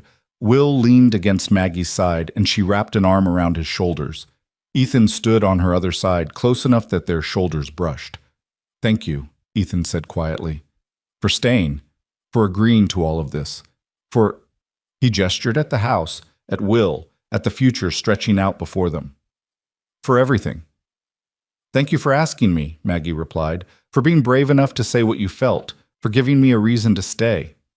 Will looked up at her, his young face serious. Are you scared? About getting married and everything changing? Yes, Maggie admitted, but I'm more excited than scared. Does that make sense? I think so. Will considered this. I'm scared too sometimes. Scared I'll wake up and you'll be gone. But Pa says we have to have faith, that we can't live our whole lives being afraid of bad things that might happen. Your Pa is a wise man. Maggie looked at Ethan, who ducked his head slightly, embarrassed. And he's right. We can't control the future. All we can do is choose to be brave today and trust that tomorrow will take care of itself. As twilight settled over the valley, painting the sky in shades of purple and gold, Maggie felt something settle in her chest. a sense of rightness, of being exactly where she was meant to be. The road ahead wouldn't be easy. There would be challenges, adjustments, moments of doubt and fear. But standing here between the man she loved and the boy who'd claimed a piece of her heart, Maggie knew she'd made the right choice. She'd chosen to stay. She'd chosen love. She'd chosen home. And everything else would follow from that. The 2 weeks that followed moved with a strange duality, simultaneously rushing past in a blur of preparation and crawling by with agonizing slowness. Maggie continued teaching during the day, facing down curious stares and whispered comments from parents who brought their children to school. Some were kind, offering congratulations and well wishes. Others were cold, their disapproval evident in tight smiles and clipped conversations. Mrs. Crawford, true to form, made her feelings known by pointedly looking away whenever Maggie passed her on the street. But for every critical glance, there were 2 kind ones. For every whispered judgment, there were 3 offers of help. Anna Morrison proved to be a faithful ally, rallying other women in the community to contribute to the wedding preparations. Even Martha, who claimed to have no domestic skills whatsoever, threw herself into the effort with enthusiasm. 5 days after Maggie's decision to stay, a letter arrived from Clara. Maggie was at the school when the post came, reviewing lessons for the following day while her students worked on arithmetic problems. Mr. Henderson's son, Tommy, appeared at the door, slightly out of breath from running, holding an envelope. Miss Ellis, who's going to be Mrs. Irwin, this just came for you. Pa said it looked important. Maggie's heart jumped into her throat when she saw Clara's handwriting on the envelope. She thanked Tommy and set the letter aside, forcing herself to wait until the school day ended before opening it. The students seemed to sense her distraction, though, shooting curious glances her way throughout the afternoon. When the final bell rang and the last child scattered out the door toward home, Maggie sat at her desk, staring at the envelope as if it might bite her. Whatever Clara had written in response to her confession would determine so much. If her sister was angry, if she felt betrayed or abandoned, you going to open it or just stare at it until it opens itself? Maggie looked up to find Martha standing in the doorway, a knowing expression on her face. How did you know? Tommy Henderson has the biggest mouth in town. By now, everyone knows a letter came from your sister. Martha came in and closed the door behind her. Want me to stay while you read it? Please. With trembling fingers, Maggie broke the seal and unfolded the pages. Clara's handwriting was as familiar as her own, slightly slanted and pressed hard into the paper. She began to read. Dearest Margaret, your letter arrived yesterday, and I confess I've read it no less than a dozen times, trying to understand all that you've written. You say you've fallen in love. You say you've found where you belong. You say you cannot, will not, come home as promised. Maggie's chest tightened. Here it came. The anger, the disappointment. And I say, thank God. Maggie blinked, certain she'd misread. But no, there it was in black ink. Thank God. Margaret, I have spent the past 3 weeks since Thomas died consumed with guilt. Guilt that I wrote to you. Guilt that I begged you to come help me when I knew, dear sister, that you were finally building a life for yourself. You wrote to me about Timber Creek with such joy in your letters, about your students, about the beautiful valley, about the rancher and his son who had supper with you on Sundays. Even in your careful, proper words, I could read between the lines. You were happy, perhaps for the first time since Mother and Father died. And then Thomas passed, and I was so overwhelmed, so desperate, that I asked you to give up that happiness and come save me. What kind of sister does that make me? Maggie's vision blurred with tears. She read on. When your letter arrived explaining everything, the proposal, your decision to stay, the money you're sending for hired help, my first reaction was relief. Pure, selfish relief that you had found the courage to choose yourself for once. And then came the joy, Margaret. Joy that you've found love. Joy that you're building a family. Joy that you're finally putting yourself first. I won't pretend it won't be hard here without you. The farm is struggling and the children ask for you constantly. But Anna Henderson, you remember her from when we were girls, has already found a young woman from the next county who's willing to come help in exchange for room and board. And the money you're sending will make all the difference. We'll manage, sister. We'll survive. And more than that, we'll be happy for you. So please, stop feeling guilty. Stop second-guessing your choice. Marry your rancher. Love his son. Build your life in that beautiful valley. You've spent enough years taking care of everyone else. It's time someone took care of you. Write to me often. Tell me everything. And if you're ever in need, if you ever want to come visit or need me to come to you, you have only to ask. Distance doesn't change the fact that you're my sister and I love you. All my love and blessings, Clara P.S. The children insist I tell Aunt Maggie that they're happy she's getting married and they want to know if her new son will be their cousin. I leave that particular bit of family tree explanation to you. Maggie finished reading and looked up to find Martha watching her with concern. Well? The older woman prompted. What did she say? Maggie's voice broke. She tried again. She said she's happy for me, that I should stop feeling guilty, that she... The tears came in earnest now, great heaving sobs of relief and gratitude and released tension. She gave me her blessing, Martha. She's not angry. She's not hurt. She wants me to be happy. Martha crossed the room and pulled Maggie into a tight embrace.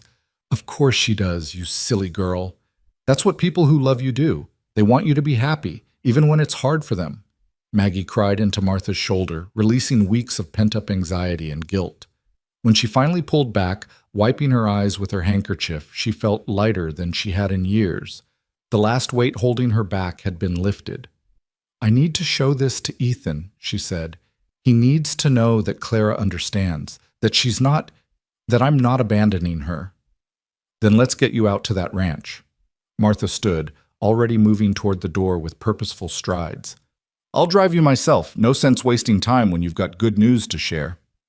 They arrived at the ranch an hour later to find Ethan and Will working together to repair a section of fence near the barn. Both were shirtless in the afternoon heat, their skin bronzed by the sun. Maggie felt her cheeks warm at the sight of Ethan, at the flex of muscle in his shoulders as he hammered a post into place. Soon, she reminded herself, she'd have every right to look. Soon, he'd be her husband. The thought still felt surreal. Will spotted them first. Miss Ellis! Mrs. Henderson! He dropped his hammer and came running, nearly tripping over a loose board in his enthusiasm. Did you come for supper? Pa's making his special stew and I helped chop the vegetables. Actually, Maggie said, climbing down from the wagon with Martha's help, I came because I got a letter. From my sister. She saw Ethan go still, his expression carefully neutral as he approached. But she could read the tension in his shoulders, the worry in his eyes. He was afraid. Afraid Clara had asked Maggie to come after all. Afraid she'd changed her mind about staying. What did she say? His voice was steady, but Maggie heard the tremor underneath. Instead of answering, she pulled the letter from her pocket and handed it to him. Read it yourself. Ethan took the letter with dirt-stained hands, his eyes scanning the pages.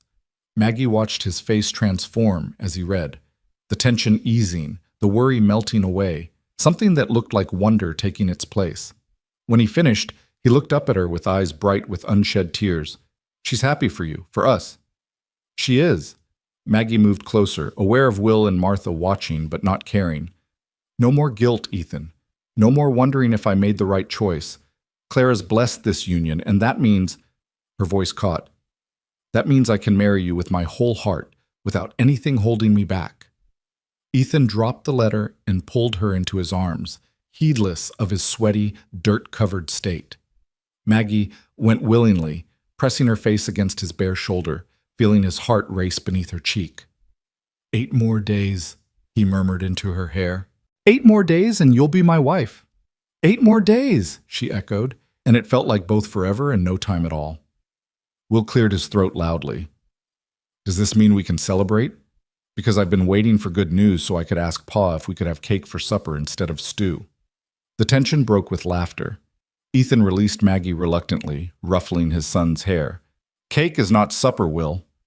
But Miss Ellis is staying forever now. That's worth celebrating. The boy has a point, Martha interjected, and I just happen to have brought one of my famous apple pies. Been cooling in the wagon this whole time. So they had pie for supper, eaten on the porch as the sun set, the 4 of them squeezed together on the steps like they'd been doing it for years instead of months. Will chattered about the wedding preparations, about how he'd cleaned his room twice to make sure it met Maggie's standards, about how he'd been practicing his reading so he could read scripture at the ceremony if they wanted. The Reverend said I could do it, he explained around a mouthful of pie. He said it would be fitting since you're my teacher and you're marrying my pa, and I'm the reason you met in the first place. You are definitely the reason we met, Maggie agreed, smiling at the memory of that first parent-teacher conference back in March. Ethan had come reluctantly, dragged there by Will's insistence that Miss Ellis needed to meet his father. She'd been struck by how lost he'd looked, this big man sitting in a child-sized chair, clearly uncomfortable, but trying his best for his son's sake. "Do you remember what you said to me that day?" Ethan asked, as if reading her thoughts. "When I apologized for Will struggling with his reading? I told you he wasn't struggling, he was grieving, there's a difference. And then you said..." Ethan's voice softened. "You said grief doesn't have a timeline, and the best thing I could do was let him feel what he needed to feel while making sure he knew he wasn't alone. It was the first time since Rebecca died that anyone had given me permission to not be okay, to not have all the answers."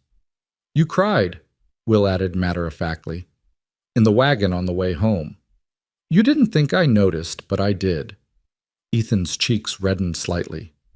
"Will, it's okay, Pa. Miss Ellis cried too. I saw her watching us leave, and she had tears on her face." Will looked at Maggie. "That's when I knew you were special. Because you cared about us, even though you barely knew us." Maggie felt her own tears threatening again. "You made it very easy to care about you both." As twilight deepened into night, Martha eventually declared she needed to get back to town before it got too dark to see the road. Maggie moved to leave with her, but Ethan caught her hand. "Stay," he said quietly. "Just a little longer, please." Martha waved them off. "I can see myself out. You three enjoy your evening." After she left, Will excused himself to get ready for bed, leaving Ethan and Maggie alone on the porch. The stars were beginning to emerge, sharp and bright against the darkening sky. Somewhere in the distance, a coyote howled. "This is going to be my life," Maggie said softly. "These stars, these sounds, this porch."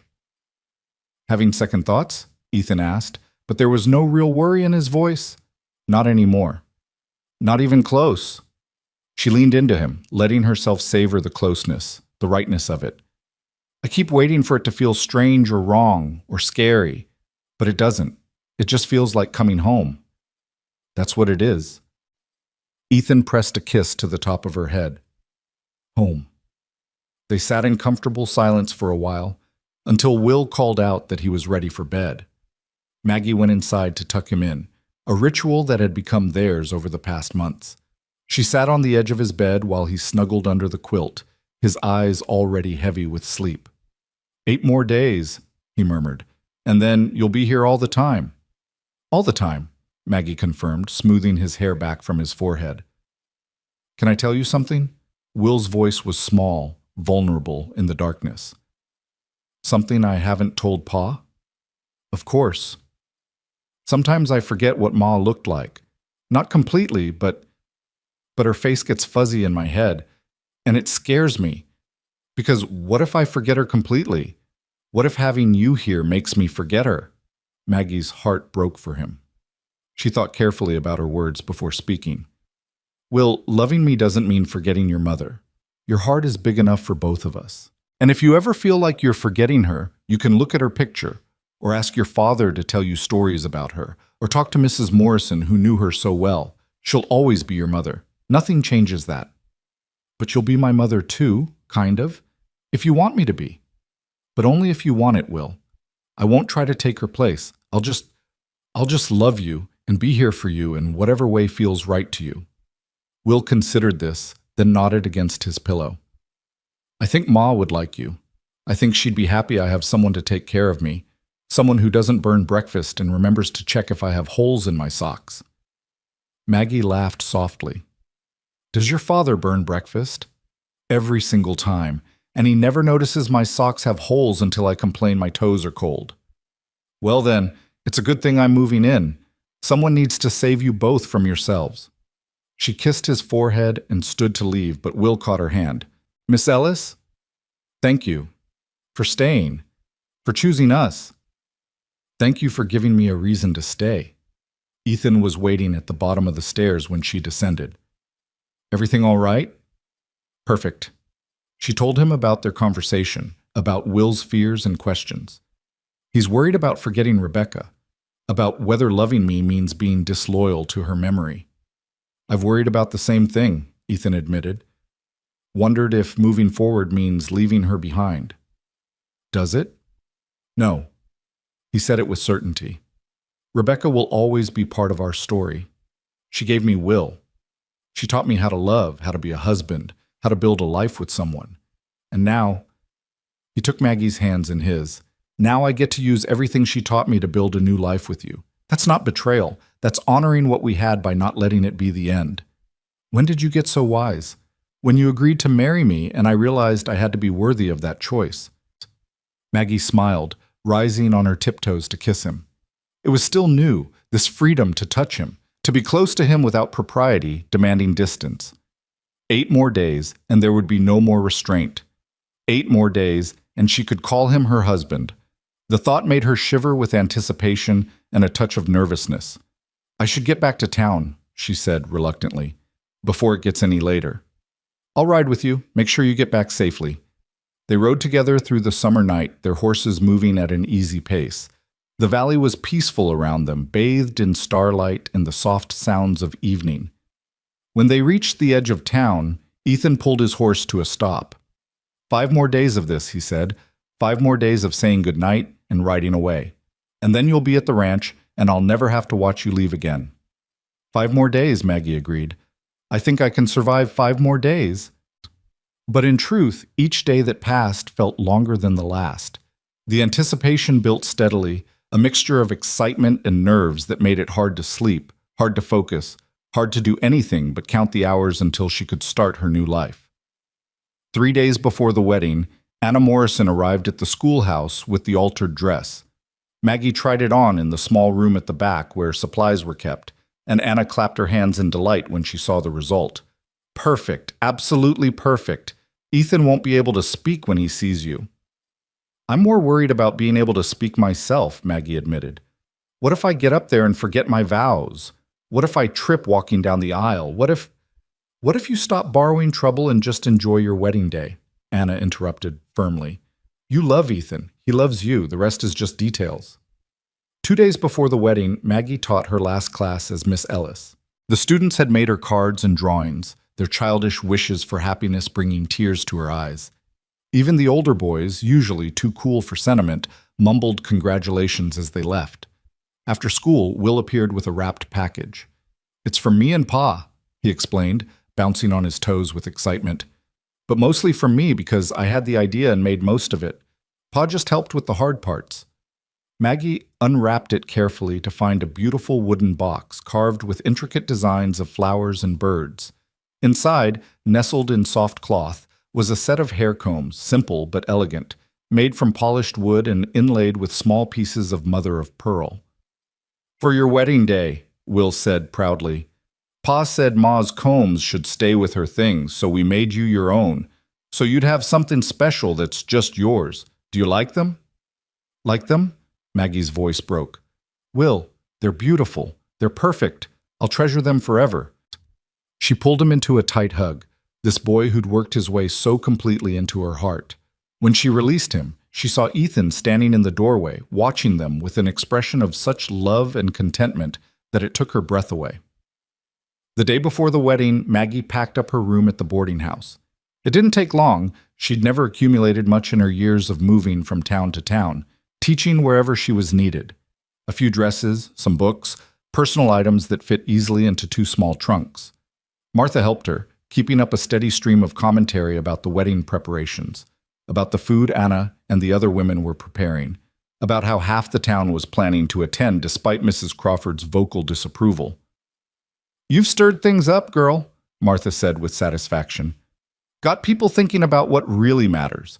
Love versus propriety. Happiness versus other people's expectations. You're going to be good for this town, I think. Shake them out of their rigid ways. I just want to marry Ethan and teach school and raise Will, Maggie protested. I'm not trying to revolutionize anything. Sometimes revolution happens whether you're trying or not. You're showing people that it's possible to choose differently, to build a life that doesn't fit the expected mold. That's powerful, Maggie. Don't underestimate it. That evening, Maggie had dinner with Martha one last time in the boarding house kitchen. Tomorrow, she'd wake up in this room for the last time. Tomorrow, she'd put on her wedding dress and walk to the church. Tomorrow, she'd become Mrs. Ethan Irwin and begin the life she'd chosen. Nervous?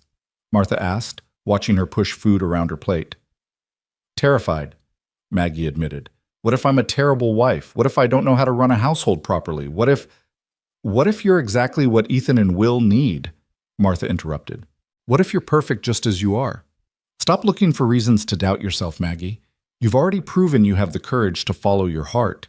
Trust that courage to carry you through whatever comes next. That night, lying in her narrow bed for the last time, Maggie thought about everything that had brought her to this moment.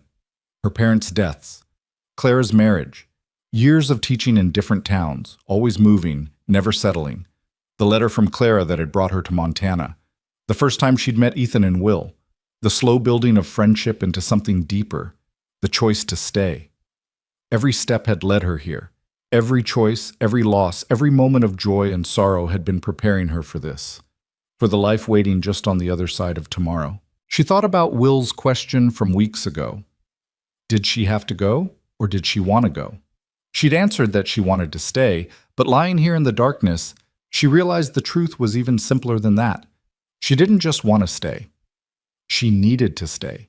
The same way flowers need sunshine and rivers need rain. This wasn't just a choice or a want.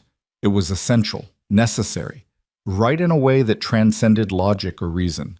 Ethan and Will had become her home, and tomorrow she'd make that official. Tomorrow, she'd become the person she was always meant to be. Morning arrived with golden light streaming through Maggie's window, birdsong replacing the need for any alarm, and Martha bursting through the door with coffee and enthusiasm in equal measure. Up, up, up, the older woman commanded, setting the tray on the bedside table. You're getting married today, girl, and we have exactly 4 hours to make you presentable. Maggie sat up, her heart already racing. 4 hours seems like a lot of time to get dressed. Shows what you know about weddings. Martha threw open the wardrobe and began pulling out undergarments with the efficiency of a general preparing for battle. There's bathing and hair and getting into that dress without wrinkling it and making sure you eat something so you don't faint at the altar. 4 hours might not even be enough. Despite her nerves, Maggie laughed. I'm not going to faint. That's what every bride says right before her knees give out during the vows. Martha handed her the coffee. Drink, then into the bath. Anna will be here within the hour to do your hair, and she'll have my hide if you're not clean and ready. The next hours passed in a blur of activity. Anna arrived as promised, bringing with her a young woman named Sarah, who Maggie recognized as one of the seamstresses in town. Together, the three women transformed Maggie from a simple school teacher into someone she barely recognized in the mirror. Anna worked magic with her hair, pinning it up in an elaborate style that somehow managed to look both elegant and effortless. The wooden combs from Ethan and Will were placed perfectly, the mother of pearl catching the light. Sarah helped her into the cream-colored dress, doing up what seemed like 1,000 tiny buttons down the back. Martha fluttered around them all, offering commentary and occasionally dabbing at her eyes with a handkerchief. Stop crying, Anna ordered without heat. You'll set Maggie off, and then we'll all be crying, and her eyes will be red for the ceremony. I can't help it, Martha sniffled. She came to this town with one carpet bag and a teaching certificate, and now look at her. She's getting married. She's staying. She's found her home. The words made Maggie's own eyes prick with tears, but she blinked them back firmly. No crying. Anna's right. I need to make it through this ceremony without falling apart. You'll make it through just fine, Sarah said, stepping back to admire her handiwork. There, perfect. Mr. Irwin is going to forget how to breathe when he sees you. Maggie turned to look at herself in the full-length mirror Anna had somehow procured, and her breath caught. The woman looking back at her was radiant, not because of the dress or the hair or any external adornment, but because of the joy shining in her eyes. She looked like someone who knew exactly where she belonged and was walking toward that belonging with her whole heart. "I'm getting married," she whispered, and saying it out loud made it real in a way it hadn't been before. "I'm really getting married." "Yes, you are," Anna said firmly, "and we need to get moving, or you'll be late to your own wedding." The church was only a short walk from the boarding house, but they took Martha's wagon anyway to keep Maggie's dress from dragging in the dust. As they approached, Maggie could see a crowd gathered outside. Seemingly half the town had turned out, curious to witness the unconventional union of the schoolteacher and the widowed rancher. Her stomach fluttered with nerves. "That's a lot of people." "They're here because they care," Anna said gently. "Well, most of them. Some are probably just nosy, but that's true of any wedding."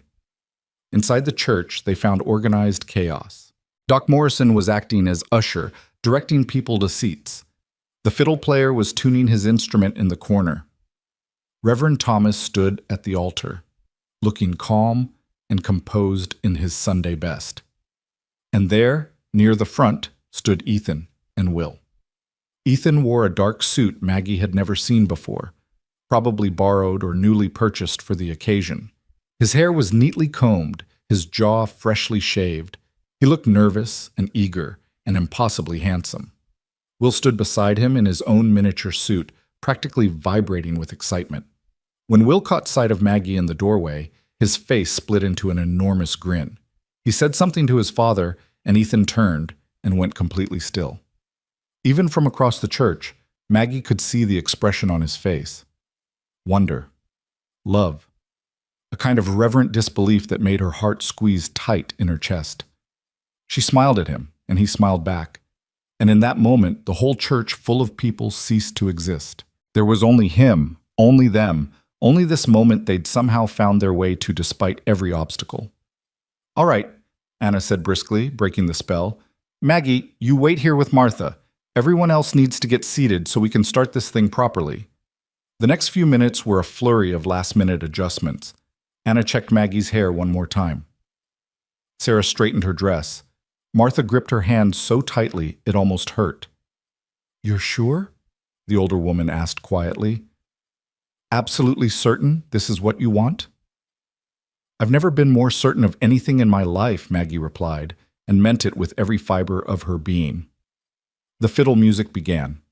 A simple melody, sweet and clear. It was time.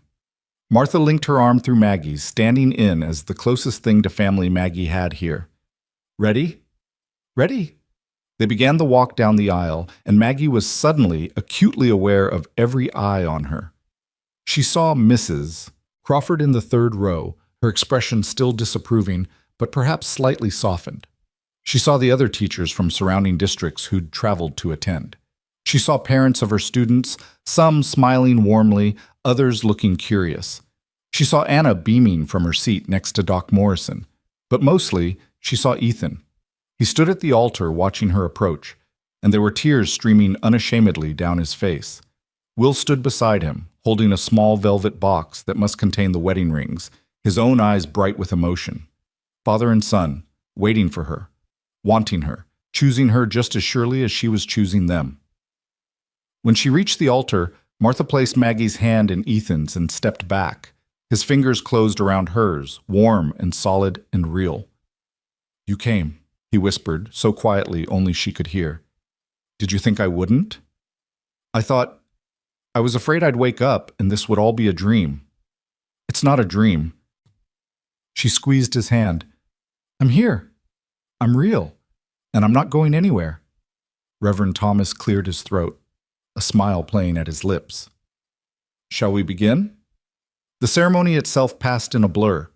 Maggie heard herself speaking the vows, heard Ethan's voice, steady despite his tears, promising to love and cherish her. She felt Will press the rings into their hands at the appropriate moment, saw his proud smile when his part was done perfectly. She heard the Reverend pronounce them husband and wife, heard him say the words she'd been waiting for. "You may kiss your bride." Ethan cupped her face in his hands, his thumbs brushing away tears she hadn't realized were falling, and kissed her with a tenderness that made her knees weak.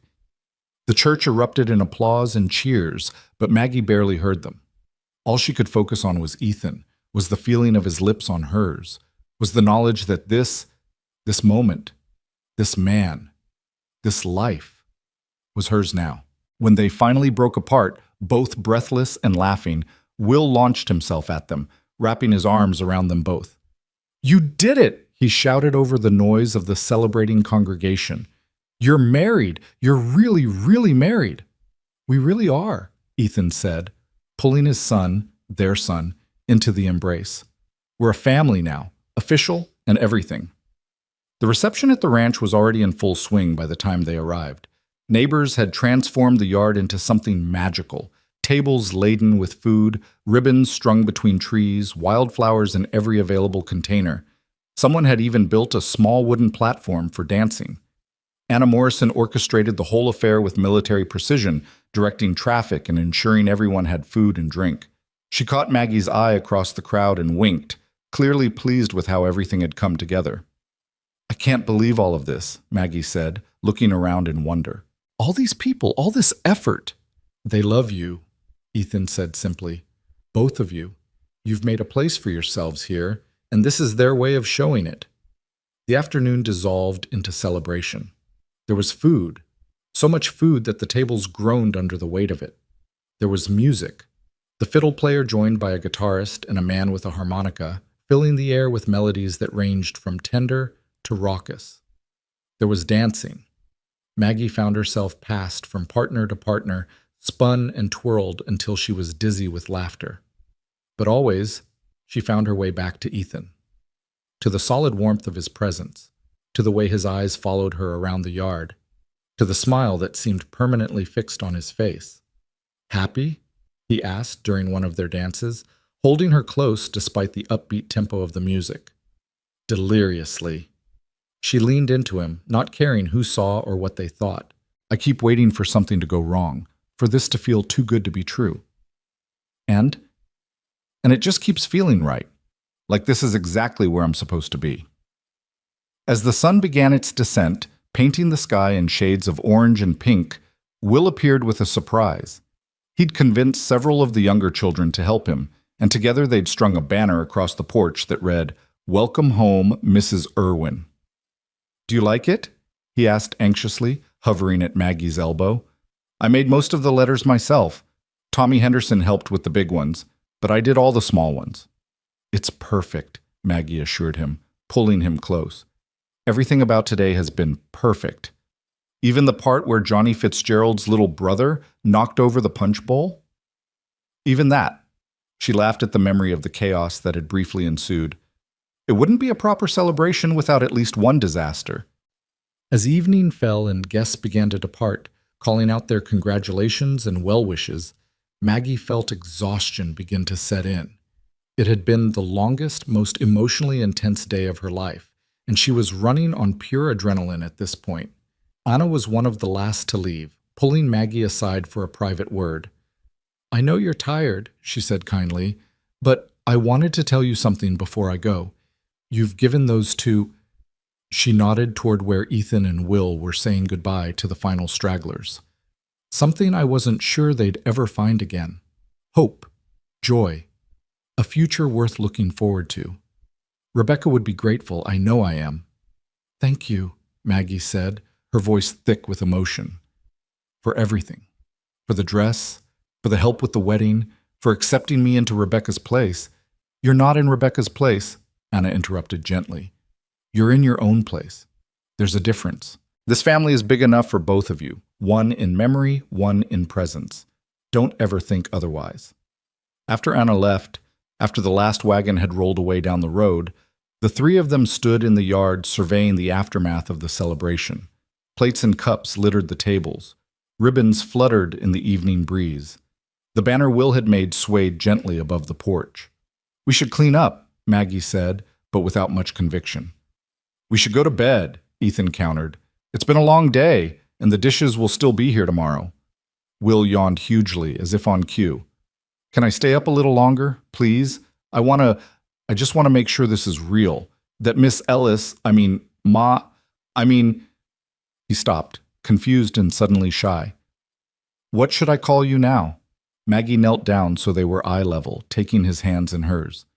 You can call me whatever feels right to you, sweetheart. Miss Ellis, Maggie, Ma, any of those are fine. You don't have to decide right now. But I want to decide. Will's face was serious in the lamplight.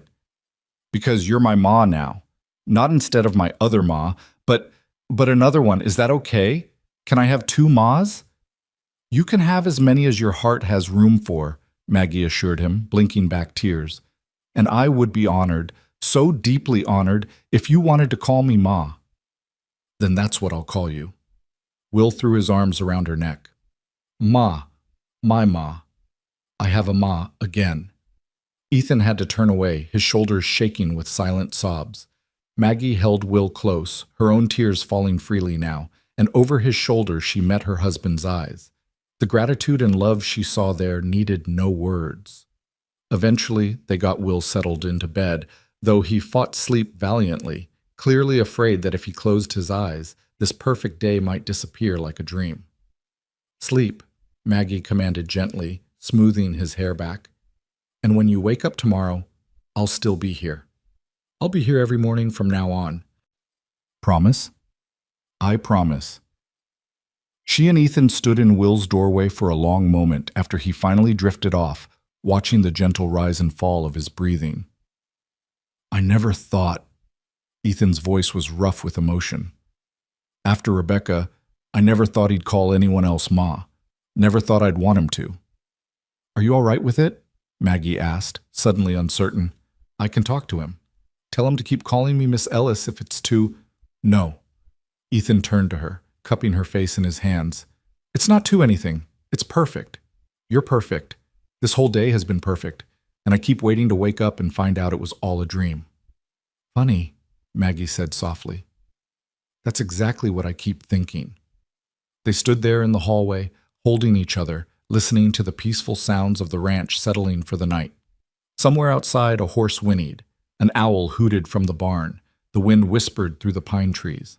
I should show you our room, Ethan said finally, almost shyly. We moved some things around, tried to make space for your belongings. If you don't like how I arranged it, we can change it.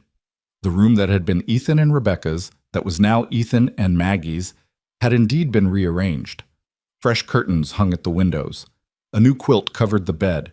Simple, but beautiful, clearly made with care. A wardrobe stood open and empty, waiting for Maggie's dresses. On the dresser sat a vase of wildflowers and a framed photograph Maggie hadn't seen before. She moved closer to examine it and saw a young woman with dark hair and a gentle smile. Rebecca, clearly, though younger than Maggie had imagined. She was holding a baby Will, and Ethan stood beside her, his arm around her shoulders. I wanted you to know her, Ethan said quietly, coming to stand beside Maggie. Wanted her to be part of this room, this life, even though she's gone. Does that bother you? No. Maggie picked up the photograph, studying the family captured there. I'm glad she's here. Glad Will can see her and remember her. She was part of making you who you are, Ethan. Part of making Will who he is. I wouldn't want to erase that. She set the photograph back down gently, then turned to face her husband. But I'm also glad that we're writing our own story now. One that honors what came before, but isn't trapped by it. Ethan pulled her close, resting his forehead against hers. How did I get so lucky? To find love twice in one lifetime. I think... Maggie smiled, thinking of all the twists and turns that had brought her here. I think sometimes the universe gives us second chances when we're brave enough to take them. They stood there for a long moment, just holding each other, feeling the weight and wonder of the commitment they'd made. Then Ethan stepped back, suddenly looking nervous. I should let you get ready for bed. Give you some privacy. I can sleep in the spare room tonight if you'd prefer. No pressure. We can take this as slow as you need. Maggie's heart swelled with love for this careful, considerate man. Ethan, we're married. You don't have to sleep in the spare room unless you want to. I don't want to, he admitted. But I also don't want to assume... She stopped his words with a kiss, pouring into it all the love and trust and certainty she felt. When she pulled back, both of them were breathless. No more separate rooms, she said firmly. No more goodbyes at the edge of town. No more wondering or waiting. We're together now, really, truly together. That night, lying in bed beside her husband, listening to the sounds of the ranch settling around them, Maggie marveled at how much her life had changed in such a short time. 3 weeks ago, she'd been packing to leave, convinced that duty required her to abandon her happiness. 2 weeks ago, she'd stood in a livery yard and chosen to stay, terrified but certain. 1 week ago, she'd been preparing for a wedding she could barely believe was real. And now she was Mrs. Ethan Irwin, lying beside the man she loved, with a son sleeping peacefully down the hall who'd called her ma with such joy and trust. Now she had a home, a family, a future that stretched out before her full of possibility. "Are you asleep?" Ethan whispered in the darkness. "No, too happy to sleep." She felt him smile against her hair. "Me too. Keep thinking I need to pinch myself to make sure this is real." "It's real." Maggie laced her fingers through his. "We're real. This is our life now."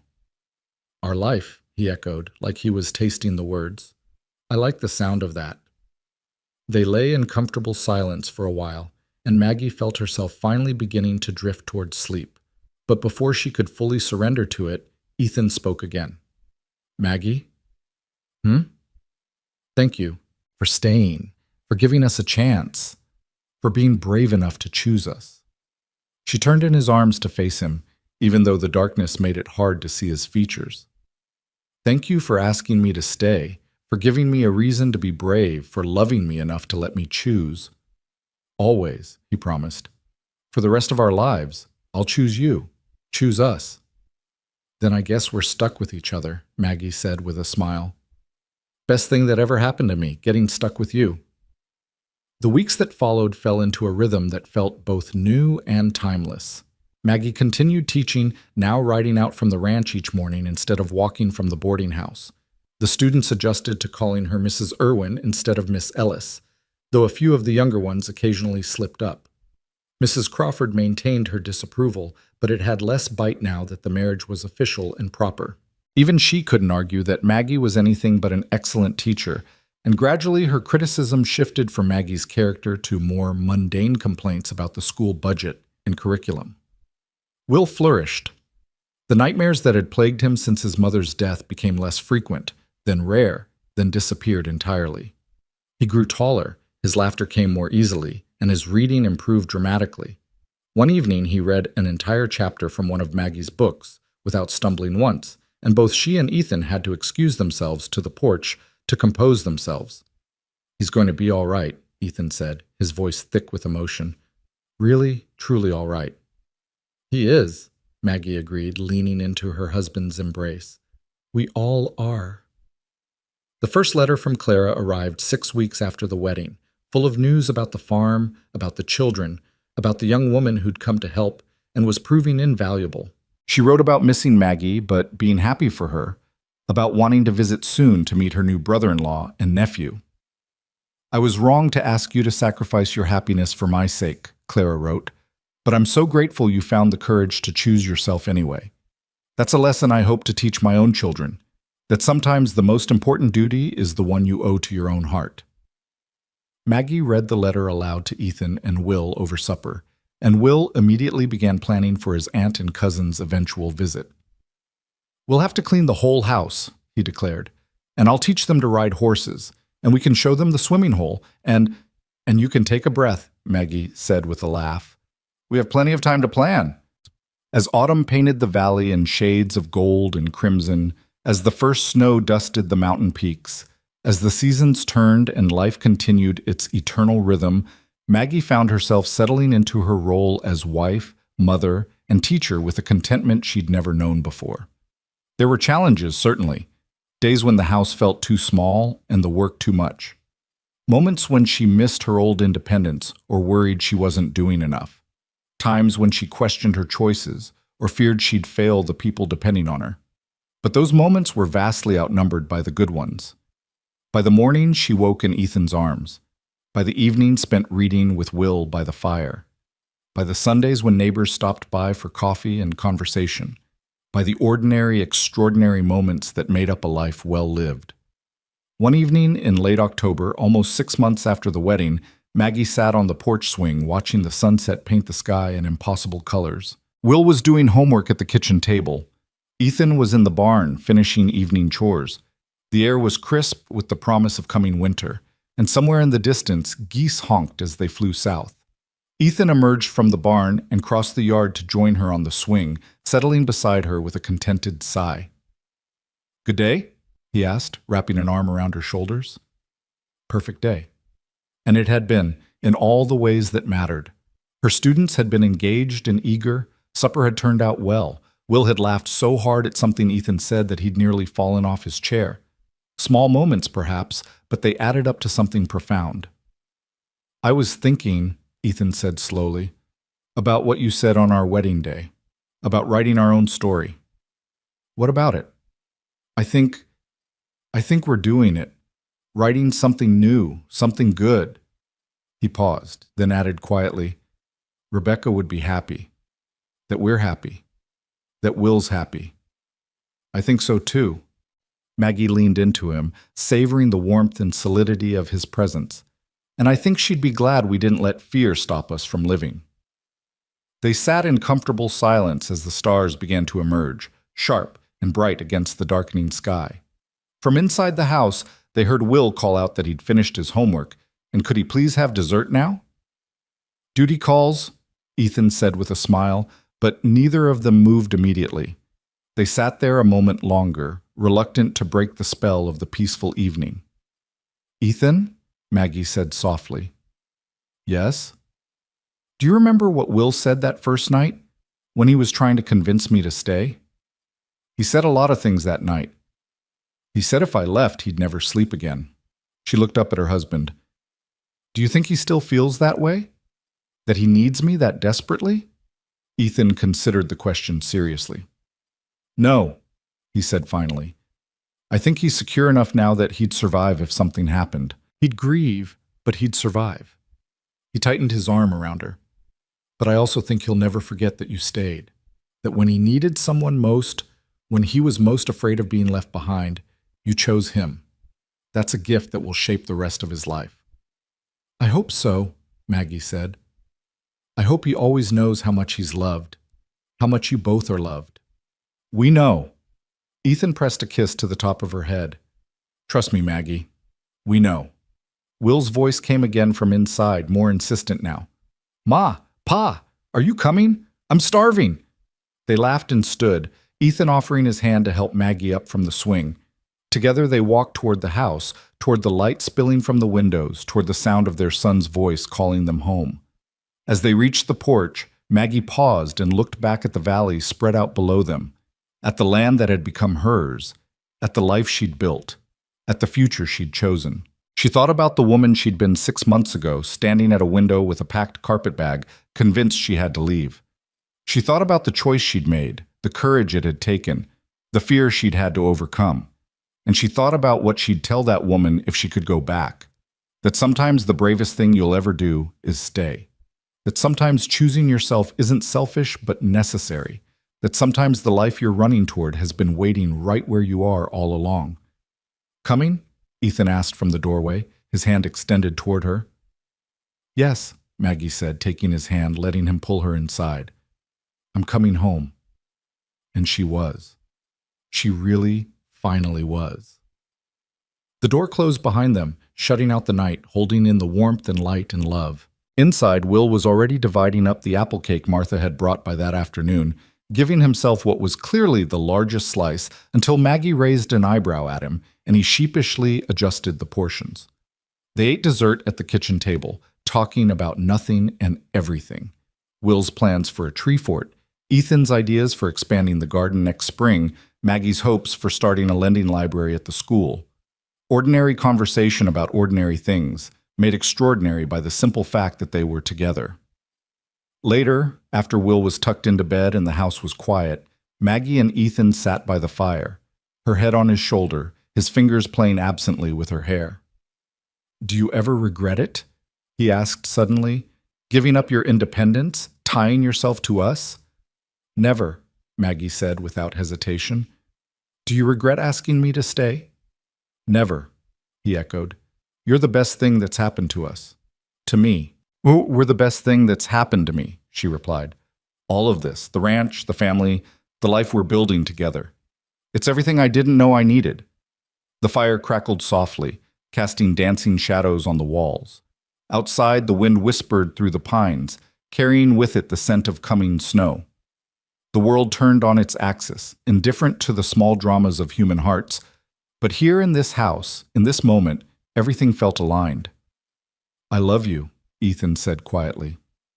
"In case I don't say it enough."